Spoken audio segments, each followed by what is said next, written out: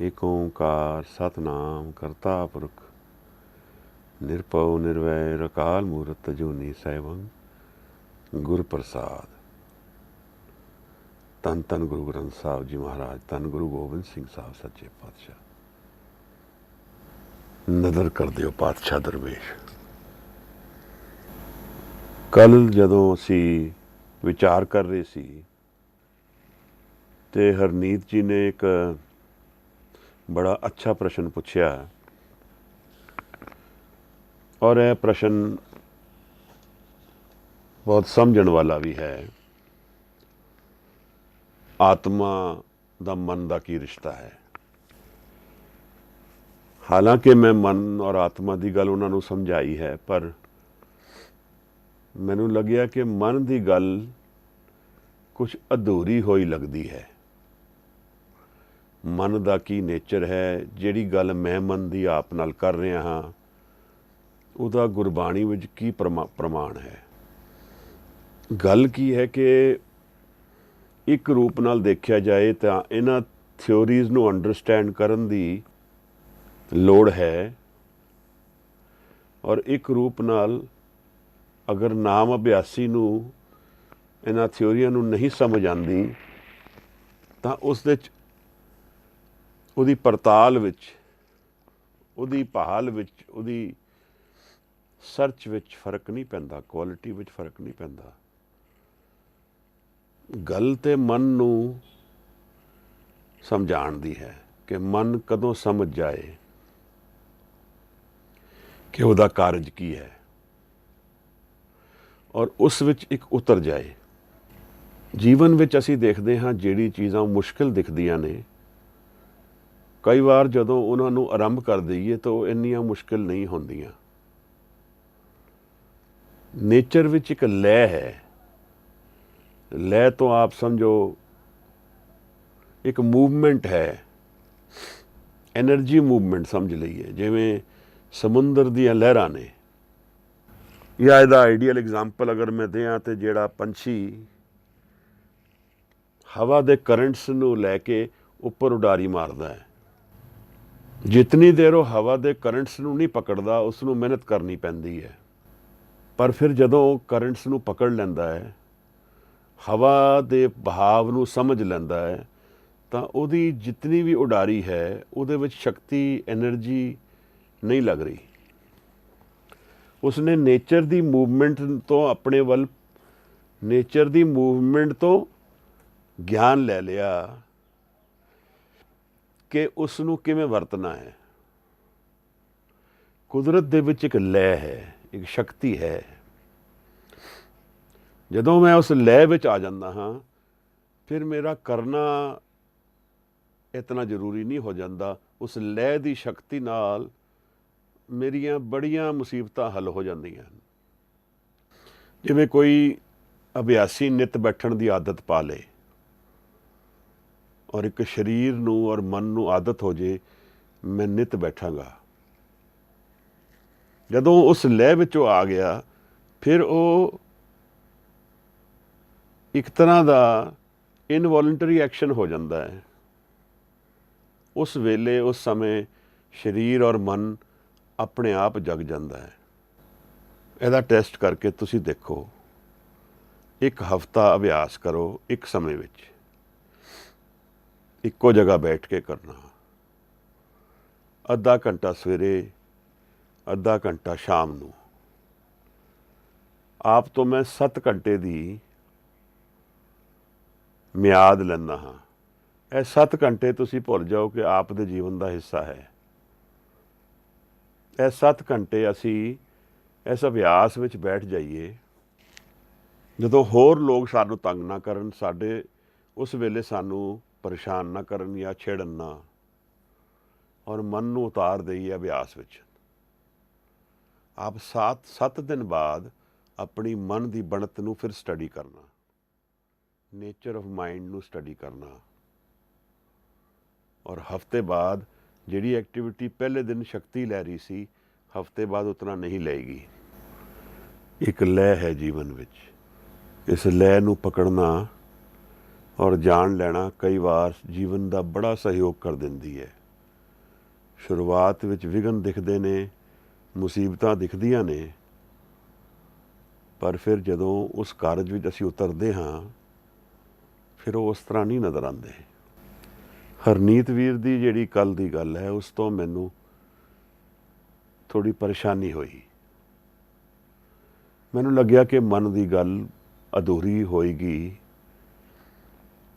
ਤਾਂ ਅਸੀਂ ਮਨ ਨੂੰ ਨਹੀਂ ਸਮਝਾਂਗੇ ਜਾਂ ਮਨ 'ਤੇ ਸਾਡਾ ਭਰੋਸਾ ਨਹੀਂ ਬਣੇਗਾ ਤਾਂ ਸਾਰਾ ਜਿਤਨਾ ਸੰਕਲਪ ਹੈ ਬਾਣੀ ਦਾ ਉਹ ਮਨ ਦੇ ਵਿੱਚ ਹੀ ਹੋ ਰਿਹਾ ਹੈ। ਤਾਂ ਹੋ ਸਕਦਾ ਹੈ ਸਾਨੂੰ ਡਾਊਟ ਆਏ ਮਨ ਵਿੱਚ ਕਿ ਜਿਹੜੀ ਗੱਲ ਮੈਂ ਆਪ ਨਾਲ ਕਰ ਰਿਹਾ ਹਾਂ ਜਾਂ ਜਿਹੜੀ ਬਾਣੀ ਵੀ ਕਈ ਵਾਰ ਗੱਲ ਕਹਿੰਦੀ ਹੈ ਉਹ ਭਰੋਸਾ ਨਹੀਂ ਆਉਂਦਾ ਕਿ ਇਸ ਤਰ੍ਹਾਂ ਹੋ ਸਕਦਾ ਹੈ। ਬਾਣੀ ਕਹਿੰਦੀ ਹੈ ਕਿ ਸਾਰੇ ਸੰਸਕਾਰ ਮੁੱਕ ਜਾਣਗੇ, ਸਾਰੇ ਦੁੱਖ ਮੁੱਕ ਜਾਣਗੇ। ਬਾਣੀ ਕਹਿੰਦੀ ਹੈ ਕਿ ਸਰਬ ਰੋਗ ਮੁੱਕ ਜਾਣਗੇ। ਬਾਣੀ ਸਾਨੂੰ ਉਚਾਰਦੀ ਹੈ ਕਿ ਭਾਈ ਜਿਤਨੇ ਕਰਮ ਨੇ ਤੁਹਾਡੇ ਉਹ ਸਭ ਖਤਮ ਹੋ ਜਾਣਗੇ। ਇਹ ਕਿਸ ਤਰ੍ਹਾਂ ਅਸੀਂ ਭਰੋਸਾ ਕਰ ਰਹੇ ਹਾਂ? ਮਹਾਰਾਜ ਜੀ, ਅਗਰ ਮਨ ਦੀ ਗੱਲ ਨੂੰ ਸਮਝ ਲਈਏ, ਅਗਰ ਮਨ ਦੀ ਬਣਤ ਨੂੰ ਸਮਝ ਲਈਏ ਤਾਂ ਸਾਨੂੰ ਸ਼ਾਇਦ ਇਹ ਸੌਖਾ ਸਮਝ ਆ ਜਾਏ ਕੰਮ। ਸ਼ਾਇਦ ਫਿਰ ਈਜ਼ੀਲੀ ਸਾਨੂੰ ਮਨ ਵਿੱਚ ਗੱਲ ਬੈਠ ਜਾਏ। ਗੱਲ ਜੋ ਮੈਨੂੰ ਹਰਨੀਤ ਵੀਰ ਦੇ ਪ੍ਰਸ਼ਨ ਤੋਂ ਕਨਫਿਊਜ਼ਨ ਲੱਗੀ, ਉਹ ਕਨਫਿਊਜ਼ਨ ਮੈਨੂੰ ਵੀ ਕਾਫੀ ਸਾਲ ਤੰਗ ਕੀਤੀ। ਕਾਰਨ ਕੀ ਹੈ ਕਿ ਅਸੀਂ ਬਾਣੀ ਪੜ੍ਹ ਰਹੇ ਹਾਂ ਈਸਟ ਦੀ ਥਾਟ ਪ੍ਰੋਸੈਸ ਤੋਂ, ਔਰ ਅਸੀਂ ਵਰਡਸ ਯੂਜ਼ ਕਰ ਰਹੇ ਹਾਂ ਜਿਹੜੇ ਵੈਸਟ ਤੋਂ ਆ ਰਹੇ ਨੇ। ਤਾਂ ਜਦੋਂ ਅਸੀਂ ਕਹਿੰਦੇ ਹਾਂ ਕਿ ਮਨ ਦਾ ਤਰਜਮਾ ਅੰਗਰੇਜ਼ੀ ਵਿੱਚ ਕੀ ਹੈ,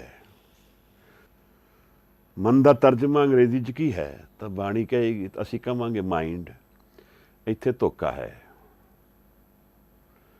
ਮਾਈਂਡ ਇਮੀਡੀਏਟਲੀ ਥਾਟ ਲਿਆਂਦਾ ਸਿਰ ਵੱਲ, ਥਾਟਸ ਵੱਲ, ਬ੍ਰੇਨ ਵੱਲ, ਕਿਉਂਕਿ ਵੈਸਟ ਦੀ ਥਾਟ ਪ੍ਰੋਸੈਸ ਇਸ ਤਰ੍ਹਾਂ ਦੀ ਹੈ। ਮਨ ਸਿਰਫ ਸਿਰ ਵੱਲ, ਥਾਟਸ ਔਰ ਸਿਰਫ ਬ੍ਰੇਨ ਵੱਲ ਨਹੀਂ ਹੈ। ਆਪ ਨੂੰ ਪਤਾ ਨਹੀਂ ਕਦੇ ਐਕਸਪੀਰੀਅੰਸ ਹੋਇਆ ਕਿ ਨਹੀਂ ਹੋਇਆ। ਕਈ ਵਾਰੀ ਇਹ ਜਿਹੜੇ ਲੋਕ ਵੈਸਟ ਦੇ ਟੈਰੋ ਵਗੈਰਾ ਇਸ ਤਰ੍ਹਾਂ ਕਰਦੇ ਹੈ, ਉਹ ਇੱਕ ਵਰਡ ਯੂਜ਼ ਕਰਦੇ ਆ, ਔਰਾ। ਸਰੀਰ ਦਾ ਔਰਾ, ਬੋਡੀ ਦਾ ਔਰਾ। ਇਹ ਬੋਡੀ ਦਾ ਔਰਾ ਕੀ ਹੈ? ਔਰ ਉਸ ਔਰੇ ਨੂੰ ਉਹ ਸਰੀਰ ਦੇ ਬਾਹਰ ਕਹਿੰਦੇ ਹੈ, ਅੰਦਰ ਨਹੀਂ ਕਹਿੰਦੇ। ਈਸਟਰਨ ਥਾਟ ਵਿੱਚ, ਗੁਰੂ ਬਾਣੀ ਵਿੱਚ ਔਰਾ ਵਰਗਾ ਕੋਈ ਸ਼ਬਦ ਨਹੀਂ ਹੈ। ਪਰ ਮਨ ਦਾ ਜਿਹੜਾ, ਮਨ ਦੀ ਜਿਹੜੀ ਐਕਸਪੈਂਸ਼ਨ ਹੈ, ਮਨ ਦਾ ਜਿਹੜਾ ਸੱਤ ਹੈ, ਮਨ ਦਾ ਜੋ ਮੀਨਿੰਗ ਹੈ, ਮਨ ਦੇ ਜੋ ਅਰਥ ਨੇ, ਉਹ ਮਾਈਂਡ ਤੋਂ ਬਹੁਤ ਫਰਕ ਨੇ। ਦਰਅਸਲ ਇਸ ਚੀਜ਼ ਨੂੰ ਬਾਣੀ ਦੇ ਸੰਕਲਪ ਤੋਂ ਵਿਚਾਰਾਂਗੇ ਤਾਂ ਸਾਨੂੰ ਬਾਣੀ ਤੋਂ ਵੀ ਸਮਝ ਆਏਗੀ ਕਿ ਮਨ ਕੀ ਹੈ। ਸਾਨੂੰ ਸਮਝ ਆਏਗਾ ਕਿ ਇਹ ਮਨ ਹੈ ਕਿੱਥੇ, ਇਹ ਮੇਰੇ ਕਿੱਥੇ ਸਰੀਰ ਵਿੱਚ ਕਿੱਥੇ ਵਸਦਾ ਹੈ। ਦੂਸਰਾ ਗੱਲ ਇਹ ਸਮਝ ਆਏਗੀ ਕਿ ਇਹਦਾ ਨੇਚਰ ਕੀ ਹੈ। ਇੱਕ ਚੀਜ਼ ਮੈਂ ਕੱਲ੍ਹ ਜਦੋਂ ਹਰਨੀਤ ਵੀਰ ਦੇ ਪ੍ਰਸ਼ਨ ਤੋਂ ਬਾਅਦ ਮੈਂ ਥੋੜ੍ਹਾ ਜਿਹਾ ਆਪ ਵੀ ਵਿਆਕੁਲ ਹੋਇਆ, ਤਾਂ ਜਦੋਂ ਗੁਰਬਾਣੀ ਗੁਰੂ ਗ੍ਰੰਥ ਸਾਹਿਬ ਜੀ ਨੂੰ ਮੈਂ ਥੋੜ੍ਹਾ ਜਿਹਾ ਅਧਿਐਨ ਕੀਤਾ, ਕਿਉਂਕਿ ਮਨ ਵੱਲ ਵਰਗਾ ਜਿਹੜਾ ਸਬਜੈਕਟ ਹੈ ਇਹ ਮੇਰੇ ਮਨ ਨੂੰ ਬੜਾ ਪਿਆਰਾ ਹੈ। ਔਰ ਅਗਰ ਇਸ 'ਤੇ ਇੱਕ ਹਫ਼ਤਾ ਵੀ ਗੱਲ ਹੋਏ ਤਾਂ ਮੇਰੇ ਖਿਆਲ ਉਹ ਘੱਟ ਹੈ। ਪਰ ਮੈਂ ਸੰਖੇਪ ਵਿੱਚ ਕੱਲ੍ਹ ਥੋੜ੍ਹੀ ਜਿਹੀ ਮਨ ਦੀ ਵਿਚਾਰ ਸਟੱਡੀ ਕੀਤੀ। ਮੈਂ ਦੋ ਚੀਜ਼ਾਂ ਤੋਂ ਬੜਾ ਅਵੇਅਰ ਹੋਇਆ ਕਿ ਉਨਮਨ ਦੀ ਗੱਲ ਗੁਰਬਾਣੀ ਵਿੱਚ ਭਗਤ ਰਵਿਦਾਸ ਕਰਦੇ ਨੇ, ਭਗਤ ਕਬੀਰ ਕਰਦੇ ਨੇ। ਉਨਮਨ ਦੀ ਗੱਲ ਗੁਰੂ ਸਾਹਿਬਾਨ ਵੀ ਕਰਦੇ ਨੇ, ਪਰ ਉਸ ਨੂੰ ਮਨ ਦਾ ਹੀ ਨਾਮ ਵਰਤਦੇ ਨੇ, ਉਸ ਨੂੰ ਉਨਮਨ ਨਹੀਂ ਕਹਿੰਦੇ। ਤਾਂ ਸਾਨੂੰ ਉਸ ਭਾਵ ਵਿੱਚ ਸਮਝਣਾ ਮੁਸ਼ਕਿਲ ਹੋ ਜਾਂਦਾ ਹੈ ਕਿ ਇਹ ਮਨ ਦੋਨੋਂ ਹੀ ਮਨ ਨੇ, ਇਹ ਦੋ ਮਨ ਦੇ ਵੱਖਰੇ ਰੂਪ ਦੱਸ ਰਹੇ ਨੇ ਮਹਾਰਾਜ ਮੈਨੂੰ। ਇਹ ਉਨਮਨ ਹੈ, ਇਹ ਗੱਲ ਸਮਝਣੇ ਵਾਸਤੇ ਥੋੜ੍ਹਾ ਜਿਹਾ ਰੋਕ ਕੇ ਵਿਚਾਰਨਾ ਪੈਂਦਾ ਹੈ। ਜਦ ਕਿ ਭਗਤ ਕਬੀਰ, ਭਗਤ ਰਵਿਦਾਸ ਖੁੱਲ੍ਹ ਕੇ ਉਨਮਨ ਦੀ ਗੱਲ, ਉਨਮਨ ਦੇ ਵਿਚਾਰ ਦੀ ਗੱਲ ਕਰਦੇ ਨੇ। ਉਨਮਨ ਨੋ mind, dimension of the mind, ਜਿੱਥੇ ਸਤ ਹੈ, ਜਿਸ ਨੂੰ ਅਸੀਂ ਆਤਮਾ ਕਹਿ ਸਕਦੇ ਹਾਂ। ਦੇਖੋ ਗੱਲ ਕੀ ਹੈ ਕਿ ਨੇਚਰ ਵਿੱਚ, ਦੁਨੀਆ ਵਿੱਚ, ਸ੍ਰਿਸ਼ਟੀ ਵਿੱਚ ਸਿਰਫ ਇੱਕ ਚੀਜ਼ ਸਥਿਰ ਹੈ, ਉਹ ਇੱਕ ਓਮਕਾਰ ਹੈ। ਸਿਰਫ ਇੱਕ ਚੀਜ਼ ਸਟੇਬਲ ਹੈ, ਸਦਾ ਲਈ ਹੈ, ਫੋਰਐਵਰ ਹੈ, ਉਹ ਇੱਕ ਓਮਕਾਰ ਹੈ। ਬਾਕੀ ਸਭ ਚੇਂਜਿੰਗ ਹੈ। ਉਹਦੇ ਵਿੱਚ ਸ਼ਬਦ ਆ ਜਾਂਦਾ ਹੈ, ਉਹਦੇ ਵਿੱਚ ਨਾਮ ਆ ਜਾਂਦਾ ਹੈ, ਉਹਦੇ ਵਿੱਚ ਆਨੰਦ ਆ ਜਾਂਦਾ ਹੈ। ਆਨੰਦ ਰੂਪ ਰਵਿਓ ਸਭ ਮੱਦੇ, ਜਦ ਕਤ ਪੇਖੋ ਜਾਈ। ਉਹਦੇ ਵਿੱਚ ਵਿਗਾਸ ਆ ਜਾਂਦਾ ਹੈ। ਇਹੋ ਜਿਹੇ ਸ਼ਬਦ ਮਨ ਦੇ ਖੇੜੇ ਵਾਸਤੇ ਆ ਜਾਂਦੇ ਨੇ।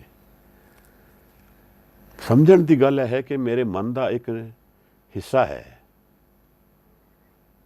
ਜਿਹੜਾ ਉਸ ਇੱਕ ਓਮਕਾਰ ਨਾਲ ਉਹਦਾ ਬੀਜ ਹੈ, ਉਸ ਦੇ ਦਰਸ਼ਨ ਨੇ, ਔਰ ਮੇਰੇ ਮਨ 'ਚ ਸਮਾਇਆ ਹੈ ਉਹ। ਪਰ ਹੈ ਉਹ ਮੇਰੇ ਮਨ ਦੇ ਇੱਕ ਹਿੱਸੇ ਵਿੱਚ।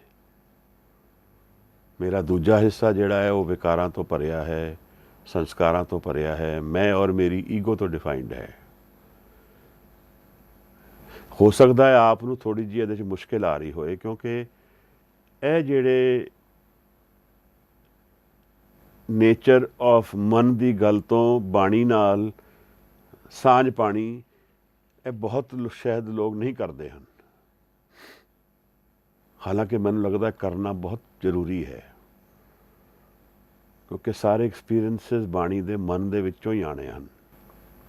ਪਰ ਮੇਰਾ ਝੁਕਾਅ ਮਨ ਦੇ ਅਧਿਐਨ ਵੱਲ, ਮਨ ਦੇ ਗਿਆਨ ਵੱਲ, ਮਨ ਨੂੰ ਜਾਣਨ ਵਾਸਤੇ ਸ਼ੁਰੂ ਤੋਂ ਹੀ ਜ਼ਿਆਦਾ ਰਿਹਾ ਹੈ। ਇੱਕ ਪਰਸਨਲ ਚੋਇਸ ਹੈ, ਕਿਉਂਕਿ ਜੀਵਨ ਨੂੰ, ਮਨ ਨੂੰ ਜਾਣ ਲਿਆ ਤੇ ਜੀਵਨ ਨੂੰ ਜਾਣ ਲਿਆ ਹੈ। ਔਰ ਮਨ ਨੂੰ ਨਾ ਜਾਣਿਆ ਤਾਂ ਕਈ ਵਾਰ ਆਪਣੇ ਆਪ ਨੂੰ ਅਸੀਂ ਦੋਸ਼ ਵੀ ਦੇਣਾ ਸ਼ੁਰੂ ਕਰ ਦਿੰਦੇ ਹਾਂ, ਜਿਹੜਾ ਸਾਡੇ ਦੋਸ਼ ਨਹੀਂ ਹੁੰਦੇ। ਅੱਜ ਦੀ ਬਾਣੀ ਸ਼ਬਦ ਦੀ ਵਿਚਾਰ ਤੋਂ ਪਹਿਲਾਂ ਅਗਰ ਆਪ ਆਗਿਆ ਦਿਓ ਤਾਂ ਅਸੀਂ ਪਹਿਲੇ ਮਨ ਦੀ ਗੱਲ ਕਰੀਏ। ਮਨ ਦਾ ਕੀ ਨੇਚਰ ਹੈ, ਬਾਣੀ ਮਨ ਬਾਰੇ ਕੀ ਕਹਿ ਰਹੀ ਹੈ। ਕੱਲ੍ਹ ਗੁਰਬਾਣੀ ਦੇ ਵਿੱਚੋਂ ਵਿਚਰਦੇ ਕੁਝ ਸ਼ਬਦ ਮੈਂ ਚੱਕੇ ਹਨ, ਕੁਝ ਸ਼ਬਦ ਮੈਂ ਅਲੱਗ ਕਰਕੇ ਰੱਖੇ ਹਨ, ਤਾਂ ਉਹਨਾਂ ਨੂੰ ਗੁਰਬਾਣੀ ਦੇ ਲਾਈਟ ਤੋਂ ਅਸੀਂ ਵਿਚਾਰਾਂਗੇ ਤਾਂ ਸ਼ਾਇਦ ਸਾਨੂੰ ਪ੍ਰਮਾਣ ਵੀ ਨਾਲ ਨਾਲ ਮਿਲਦੇ ਜਾਣਗੇ। ਜੋ ਮਨ ਦੀ ਦੁਬਿਧਾ ਹੈ, ਮਨ ਦੀ ਅਵਸਥਾ ਹੈ, ਮਨ ਦੀਆਂ ਕਿਹੜੀਆਂ ਅਵਸਥਾ ਨੇ, ਤਾਂ ਇਹਨੂੰ ਸਮਝਾਂਗੇ ਤੇ ਸ਼ਾਇਦ ਸਾਨੂੰ ਮਨ ਬਾਰੇ ਗਿਆਨ ਵਧੇਗਾ। ਇੱਕ ਇੱਕ ਕਰਕੇ ਗੁਰਬਾਣੀ ਦੀ ਤੁਕ ਨੂੰ ਵਿਚਾਰਦੇ ਹਾਂ। ਮਨ ਮੈਂ ਮਨੁਆ ਜੇ ਮਰੇ, ਤਾਂ ਫਿਰ ਰਾਵੇ ਨਾਰ। ਮਨ ਮੈਂ ਮਨੁਆ, ਮਨ ਦੇ ਅੰਦਰ ਮਨ, ਜੇ ਮਰੇ ਤਾਂ ਫਿਰ ਰਾਵੇ ਨਾਰ। ਆਪ ਨੂੰ ਮੈਂ ਸਬਮਿਟ ਕੀਤਾ ਸੀ ਕਿ ਗੁਰੂ ਸਾਹਿਬ ਉਨਮਨ ਦੀ ਗੱਲ ਤਾਂ ਕਰਦੇ ਨੇ, ਪਰ ਉਸਨੂੰ ਮਨ ਦਾ ਹੀ ਨਾਮ ਵਰਤਦੇ ਨੇ। ਉਹਦਾ ਨੋਮਨਕਲੇਚਰ ਸੇਮ ਰਹਿੰਦਾ ਹੈ। ਇਹ ਹੋ ਸਕਦਾ ਹੈ ਕਿ ਉਸ ਵੇਲੇ ਦੀ ਜਿਹੜੀ ਬੋਲੀ ਭਾਸ਼ਾ ਹੈ, ਖੜੀ ਭਾਸ਼ਾ ਹੈ, ਉਹਦੇ ਵਿੱਚ ਇਹਨਾਂ ਚੀਜ਼ਾਂ ਦੀ ਅਰਥ ਜਿਹੜੇ ਨੇ ਉਹ ਸਿੱਧੇ ਤਰੀਕੇ ਆ ਰਹੇ ਨੇ ਸਾਹਮਣੇ, ਪਰ ਸਾਨੂੰ ਸਮਝਣ ਦੀ ਲੋੜ ਹੈ। ਕਿਉਂਕਿ ਇਹ ਇੱਥੇ ਮਹਾਰਾਜ ਨੇ ਬਾਣੀ 'ਚ ਉਨਮਨ ਜਦੋਂ ਕਿਹਾ, ਉੱਤੇ ਇਹ ਮਨ ਵੀ ਕਿਹਾ। ਇਹ ਮਨ ਔਰ ਉਨਮਨ ਦੋਨੋਂ ਦੀ ਗੱਲ ਚੱਲਦੀ ਹੈ। ਤਾਂ ਮਨ ਦਾ ਨੇਚਰ ਔਰਾ ਦੇ ਨਾਲ ਜਦੋਂ ਅਸੀਂ ਰਿਲੇਟ ਕਰਦੇ ਹਾਂ, ਮਨ ਕੀ ਹੈ, ਇਹ ਅਸੀਂ ਬਾਣੀ ਦੇ ਪ੍ਰਮਾਣ ਪੜ੍ਹ ਕੇ ਫਿਰ ਡਿਸਕਸ ਕਰਦੇ ਹਾਂ ਕਿ ਮਨ ਔਰ ਸਰੀਰ ਦਾ ਕੀ ਰਿਲੇਸ਼ਨ ਹੈ, ਔਰ ਮਨ ਦਰਅਸਲ ਕਿੱਥੇ ਵਸਦਾ ਹੈ। ਤਾਂ ਇੱਥੇ ਮਹਾਰਾਜ ਸਾਨੂੰ ਦੋ ਮਨਾਂ ਦੀ ਗੱਲ ਕਰ ਰਹੇ ਹਨ। ਜਦੋਂ ਮੈਂ ਆਪ ਨਾਲ ਕੱਲ੍ਹ ਐਕਸਪਲੇਨ ਕਰਨ ਦੀ ਕੋਸ਼ਿਸ਼ ਕਰ ਰਿਹਾ ਸੀ ਕਿ ਮਨ ਦੇ ਦੋ ਹਿੱਸੇ ਹਨ। ਤਾਂ ਮਹਾਰਾਜ ਕਹਿੰਦੇ ਨੇ ਇੱਕ ਮਨ ਮਰੇਗਾ, ਮਨ ਮਹਿ ਮਨੁਆ ਜੇ ਮਰੇ। ਮਨ ਦੇ ਅੰਦਰ ਜਿਹੜਾ ਇੱਕ ਝੂਠਾ ਮਨ ਹੈ, ਜਦੋਂ ਉਹ ਮਰੇਗਾ ਤਾਂ ਫਿਰ ਰਾਵੇ ਨਾਰ, ਤਾਂ ਮਿਲਣ ਹੋਏਗਾ ਰੱਬ ਨਾਲ। ਰਾਵੇ ਨਾਰ, ਔਰਤ ਔਰ ਮਰਦ ਦਾ ਮਿਲਣ, ਇੱਕ ਮਿਲਣ ਦੀ ਗੱਲ ਕਰਦੇ ਨੇ। ਤਾਂ ਫਿਰ ਤਾਂ ਮੇਰਾ ਖਸਮ ਮਿਲੇਗਾ। ਮਨ ਦੇ ਅੰਦਰ ਮਨੁਆ ਮਰੇ। ਮਰਨ ਦਾ ਕੀ ਮਤਲਬ ਹੋਇਆ? ਹੁਣ ਇਸ ਨੂੰ ਵੀ ਥੋੜ੍ਹਾ ਸਮਝੀਏ। ਮਨ ਦਾ ਮਤਲਬ ਹੈ ability to live without that state of mind. ਵਿਚਾਰੀਏ ਇਸ ਗੱਲ ਨੂੰ। ਮੈਂ ਈਗੋ ਦੇ ਬਿਨਾਂ ਰਹਿਣ ਵਾਸਤੇ ਮੇਰੀ ਟ੍ਰੇਨਿੰਗ ਨਹੀਂ ਹੈ। ਮੈਂ ਆਪਣੇ ਆਪ ਨੂੰ, ਸੋਸਾਇਟੀ ਨੇ ਮੈਨੂੰ ਜਿਤਨਾ ਮੇਰੀ ਸਿਖਲਾਈ ਹੋਈ ਹੈ ਉਹ ਸਭ ਕੁਛ, ਇਹ ਸਭ ਮੈਨੂੰ ਟ੍ਰੇਨ ਕਰਦਾ ਹੈ ਮੇਰੀ ਈਗੋ ਦੇ ਵਿੱਚ ਰਹਿਣ ਵਾਸਤੇ। ਭਾਵੇਂ ਮੈਂ ਵਿਦਵਾਨ ਜਿੰਨਾ ਮਰਜ਼ੀ ਹੋਵਾਂ, ਭਾਵੇਂ ਮੈਂ ਗਿਆਨੀ ਜਿੰਨਾ ਮਰਜ਼ੀ ਹੋਵਾਂ, ਪਰ ਹੰਕਾਰ ਦੇ ਆਧਾਰ 'ਤੇ ਹੀ ਹੋਏਗਾ। ਸੋਸਾਇਟੀ ਔਰ ਮੈਂ ਆਪਣੇ ਆਪ ਨੂੰ ਇਹ ਸਿਖਾ ਰਹੇ ਹਨ। ਉਸ ਅਵਸਥਾ ਤੋਂ ਪਰੇ ਜਾ ਕੇ ਜੀਣਾ, ਉਸ ਦਾ ਮਰਨਾ ਹੈ। ਉਹ ਅਵਸਥਾ ਮੇਰੇ ਕਾਬੂ ਤੋਂ ਬਾਹਰ ਨਹੀਂ ਜਾਏਗੀ। ਅਗਰ ਮੈਨੂੰ ਲੋੜ ਹੋਏਗੀ ਮੈਂ ਉਸ ਅਵਸਥਾ ਵਿੱਚ ਵਾਪਸ ਜਾ ਸਕਦਾ ਹਾਂ। ਉਸ ਪਲੇਨ ਆਫ ਲਾਈਫ ਵਿੱਚ ਮੈਂ ਵਾਪਸ ਵਿਚਰ ਸਕਦਾ ਹਾਂ। ਕੋਈ ਉਹਦੇ ਵਿੱਚ ਮੈਨੂੰ ਰੋਕ ਨਹੀਂ ਹੈ। ਗੱਲ ਕੀ ਹੈ ਕਿ ਬਾਣੀ ਆਜ਼ਾਦੀ ਵਧਾਉਂਦੀ ਹੈ, ਘਟਾਉਂਦੀ ਨਹੀਂ ਹੈ। ਇਸ ਮਨ ਦੀ ਗਿਆਨ ਹੋਣ 'ਤੇ ਉਨ ਮਨ ਦੇ ਗਿਆਨ ਹੋ ਜਾਏ ਤਾਂ ਇਹ ਮਨ ਵੀ ਰਹੇਗਾ ਕਾਬੂ ਵਿੱਚ, ਔਰ ਉਨ ਮਨ ਦੀ ਅਵਸਥਾ ਤੋਂ ਇਹ ਮਨ 'ਤੇ ਗਿਆਨ ਆਏਗਾ, ਵਿਵੇਕ ਆਏਗਾ। ਇਹ ਮਨ ਮੈਂ ਵਰਤ ਸਕਦਾ ਹਾਂ, ਇਹ ਮਨ ਨੂੰ ਤਿਆਗ ਸਕਦਾ ਹਾਂ, ਜਿਵੇਂ ਮੈਨੂੰ ਚਾਹੀਦਾ ਐਵੇਂ ਹੋ ਸਕਦਾ ਹੈ। ਤਾਂ ਮਰਨ ਦਾ ਮਤਲਬ ਇਸ ਤਰ੍ਹਾਂ ਹੁੰਦਾ ਹੈ ਕਿ ਜਦੋਂ ਮੈਂ ਉਸ ਅਵਸਥਾ ਵਿੱਚ ਜਾਵਾਂ ਜਿੱਥੇ ਇਹ ਮਨ ਨਹੀਂ ਹੈ, ਤਾਂ ਮੈਂ ਉਹਦੇ ਬਿਨਾਂ ਕੰਫਰਟੇਬਲ ਹੋਵਾਂ। ਈਗੋ ਦੇ ਬਿਨਾਂ ਮੈਂ ਕੰਫਰਟੇਬਲ ਹੋਵਾਂ। ਇਹ ਇੱਕ ਫੇਜ਼ ਹੈ ਜੀਵਨ ਦਾ। ਇਸ ਤੋਂ ਅੱਗੇ ਵੀ, ਕਿਉਂਕਿ ਈਗੋ ਦਾ ਪੂਰਾ ਮਰਨਾ, ਜਿੱਥੇ ਮੈਂ ਪੂਰੀ ਤਰ੍ਹਾਂ ਨਹੀਂ ਹਾਂ, ਉਹਦੀ ਤਿਆਰੀ ਉਨਮਨ ਦੇ ਅਵਸਥਾ ਵਿੱਚ ਹੋਏਗੀ। ਇਹਨੂੰ ਇੰਡੀਅਨ ਮੈਥੋਲੋਜੀ ਵਿੱਚ ਨਿਰਵਿਕਲਪ ਔਰ ਸਵਿਕਲਪ ਸਮਾਧੀ ਕਿਹਾ ਹੈ। ਸਵਿਕਲਪ ਉੱਥੇ ਜਿੱਥੇ ਹਾਲੇ ਈਗੋ ਹੈ ਪਰ ਧਿਆਨ ਅਸਤ ਹੈ, ਆਨੰਦ ਦੇ ਵਿੱਚ ਜਾ ਸਕਦਾ ਹੈ। ਪਰ ਨਿਰਵਿਕਲਪ ਉਹ ਹੈ ਜਿੱਥੇ ਕੋਈ ਉਹਨੂੰ ਵਿਕਲਪ ਨਹੀਂ ਹੈ। ਹੁਣ ਉਹ ਹੈ ਹੀ ਨਹੀਂ। ਇਹਨੂੰ ਤੁਰਿਆ ਕਹਿੰਦੇ। ਫਿਰ ਵੈਸੇ ਉਨਮਨ ਔਰ ਤੁਰਿਆ ਇੱਕੋ ਅਵਸਥਾ ਦੀ ਗੱਲ ਹੈ, ਪਰ ਇਹ ਸਟੇਜਸ ਦਾ ਫਰਕ ਹੈ। ਮਨ ਮੈਂ ਮਨੁਆ ਜੇ ਮਰੇ ਤਾਂ ਫਿਰ ਰਾਵੇ ਨਾਰ। ਇਹ ਦੋ ਮਨਾਂ ਦੀ ਗੱਲ ਜਿਹੜੀ ਆਪ ਨਾਲ ਮੈਂ ਕੱਲ ਵਿਚਾਰੀ, ਇਹ ਬਾਣੀ ਸਾਨੂੰ ਸਮਝਾ ਰਹੀ ਹੈ। ਅੱਗੇ ਇਹ ਹੁਣ ਬੜੀ ਪਿਆਰੀ, ਕਈ ਵਾਰ ਬਾਣੀ ਵਿੱਚ ਕੋਈ ਇਸ ਤਰ੍ਹਾਂ ਦੀ ਗੱਲ ਤੀਰ ਵਾਂਗ ਲੱਗਦੀ ਹੈ ਕਿ ਨਿਸ਼ਾਨਾ ਜਿਵੇਂ ਜਗ੍ਹਾ ਸਿਰ ਗਿਆ ਹੋਏ। ਮਹਾਰਾਜ ਕਹਿੰਦੇ ਨੇ, ਇਹ ਮਨ ਸ਼ਕਤੀ, ਇਹ ਮਨ ਸੀਓ, ਇਹ ਮਨ ਪੰਜ ਤੱਤ ਕਾ ਜੀਓ। ਇਹ ਪੰਜ ਤੱਤਾਂ ਦਾ ਜੀ ਹੈ। ਇਹਦਾ ਕੀ ਭਾਵ ਹੈ? ਪੰਜ ਤੱਤ ਕਿਹੜੇ ਨੇ? ਸਾਨੂੰ ਪਤਾ ਹੈ ਪੰਜ ਤੱਤ ਕਿਹੜੇ ਨੇ। ਪੰਜ ਤੱਤ ਇਹ ਧਰਤੀ, ਆਕਾਸ਼, ਹਵਾ, ਪਾਣੀ ਤੇ ਅਗਨੀ। ਪਰ ਇਹ ਤੇ ਸਰੀਰ ਦੇ ਨੇ। ਤੇ ਮਨ ਦਾ ਸਰੀਰ ਨਾਲ ਇਹ ਰਿਲੇਸ਼ਨ ਕੀ ਡਿਫਾਈਨ ਹੋ ਰਿਹਾ ਹੈ? ਇਹ ਮਨ ਪੰਜ ਤੱਤ ਕਾ ਜੀਓ। ਇਹ ਪੰਜ ਤੱਤਾਂ ਕਰਕੇ ਮਨ ਬਣਿਆ ਹੈ। ਇਹ ਮਨ, ਉਨ ਮਨ ਨਹੀਂ, ਇਹ ਮਨ। ਇਸ ਤੋਂ ਕੀ ਭਾਵ ਹੈ? ਬੜੀ ਪਿਆਰੀ ਗੱਲ ਆ ਜਾਂਦੀ ਹੈ। ਮਨ ਦੇ ਵਿੱਚ ਜਦੋਂ ਮਨ ਦਾ ਰਿਲੇਸ਼ਨ ਜੀਵਨ ਨਾਲ ਕਿਵੇਂ ਹੋ ਰਿਹਾ ਹੈ? ਜਦੋਂ ਕੋਈ ਇਨਸਾਨ ਅਸੀਂ ਕਹਿੰਦੇ ਹਾਂ ਮਰ ਗਿਆ, ਤਾਂ ਹੁਣ ਉਹਦਾ ਮਨ ਕਿੱਥੇ ਹੈ? ਉਹਦਾ ਮਨ ਦਾ ਰਿਲੇਸ਼ਨ ਜੀਵਨ ਤੋਂ ਟੁੱਟ ਗਿਆ। ਇਹਦਾ ਮਤਲਬ ਕੀ ਮੀਡੀਅਮ ਸੀ? ਮਨ ਦਾ ਜੀਵਨ ਦਾ ਰਿਲੇਸ਼ਨ ਬੰਨ੍ਹਣ ਲਈ ਕਿਹੜਾ ਵਿੱਚ ਮੀਡੀਅਮ ਖੜਾ ਸੀ? ਇਹ ਸਰੀਰ ਖੜਾ ਸੀ, ਇਹ ਇੰਦਰੀਆਂ ਖੜੀਆਂ ਸਨ।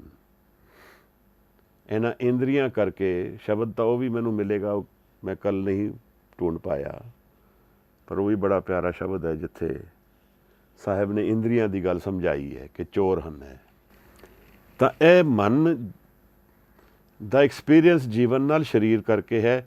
ਅਗਰ ਸਰੀਰ ਵਿੱਚੋਂ ਹਟ ਜਾਏਗਾ, ਇੰਦਰੀਆਂ ਵਿੱਚੋਂ ਹਟ ਜਾਣਗੀਆਂ ਤਾਂ ਮਨ ਕਲੈਪਸ ਹੋ ਜਾਏਗਾ। ਇਹ ਮਨ ਕਲੈਪਸ ਹੋ ਜਾਏਗਾ, one part of the mind.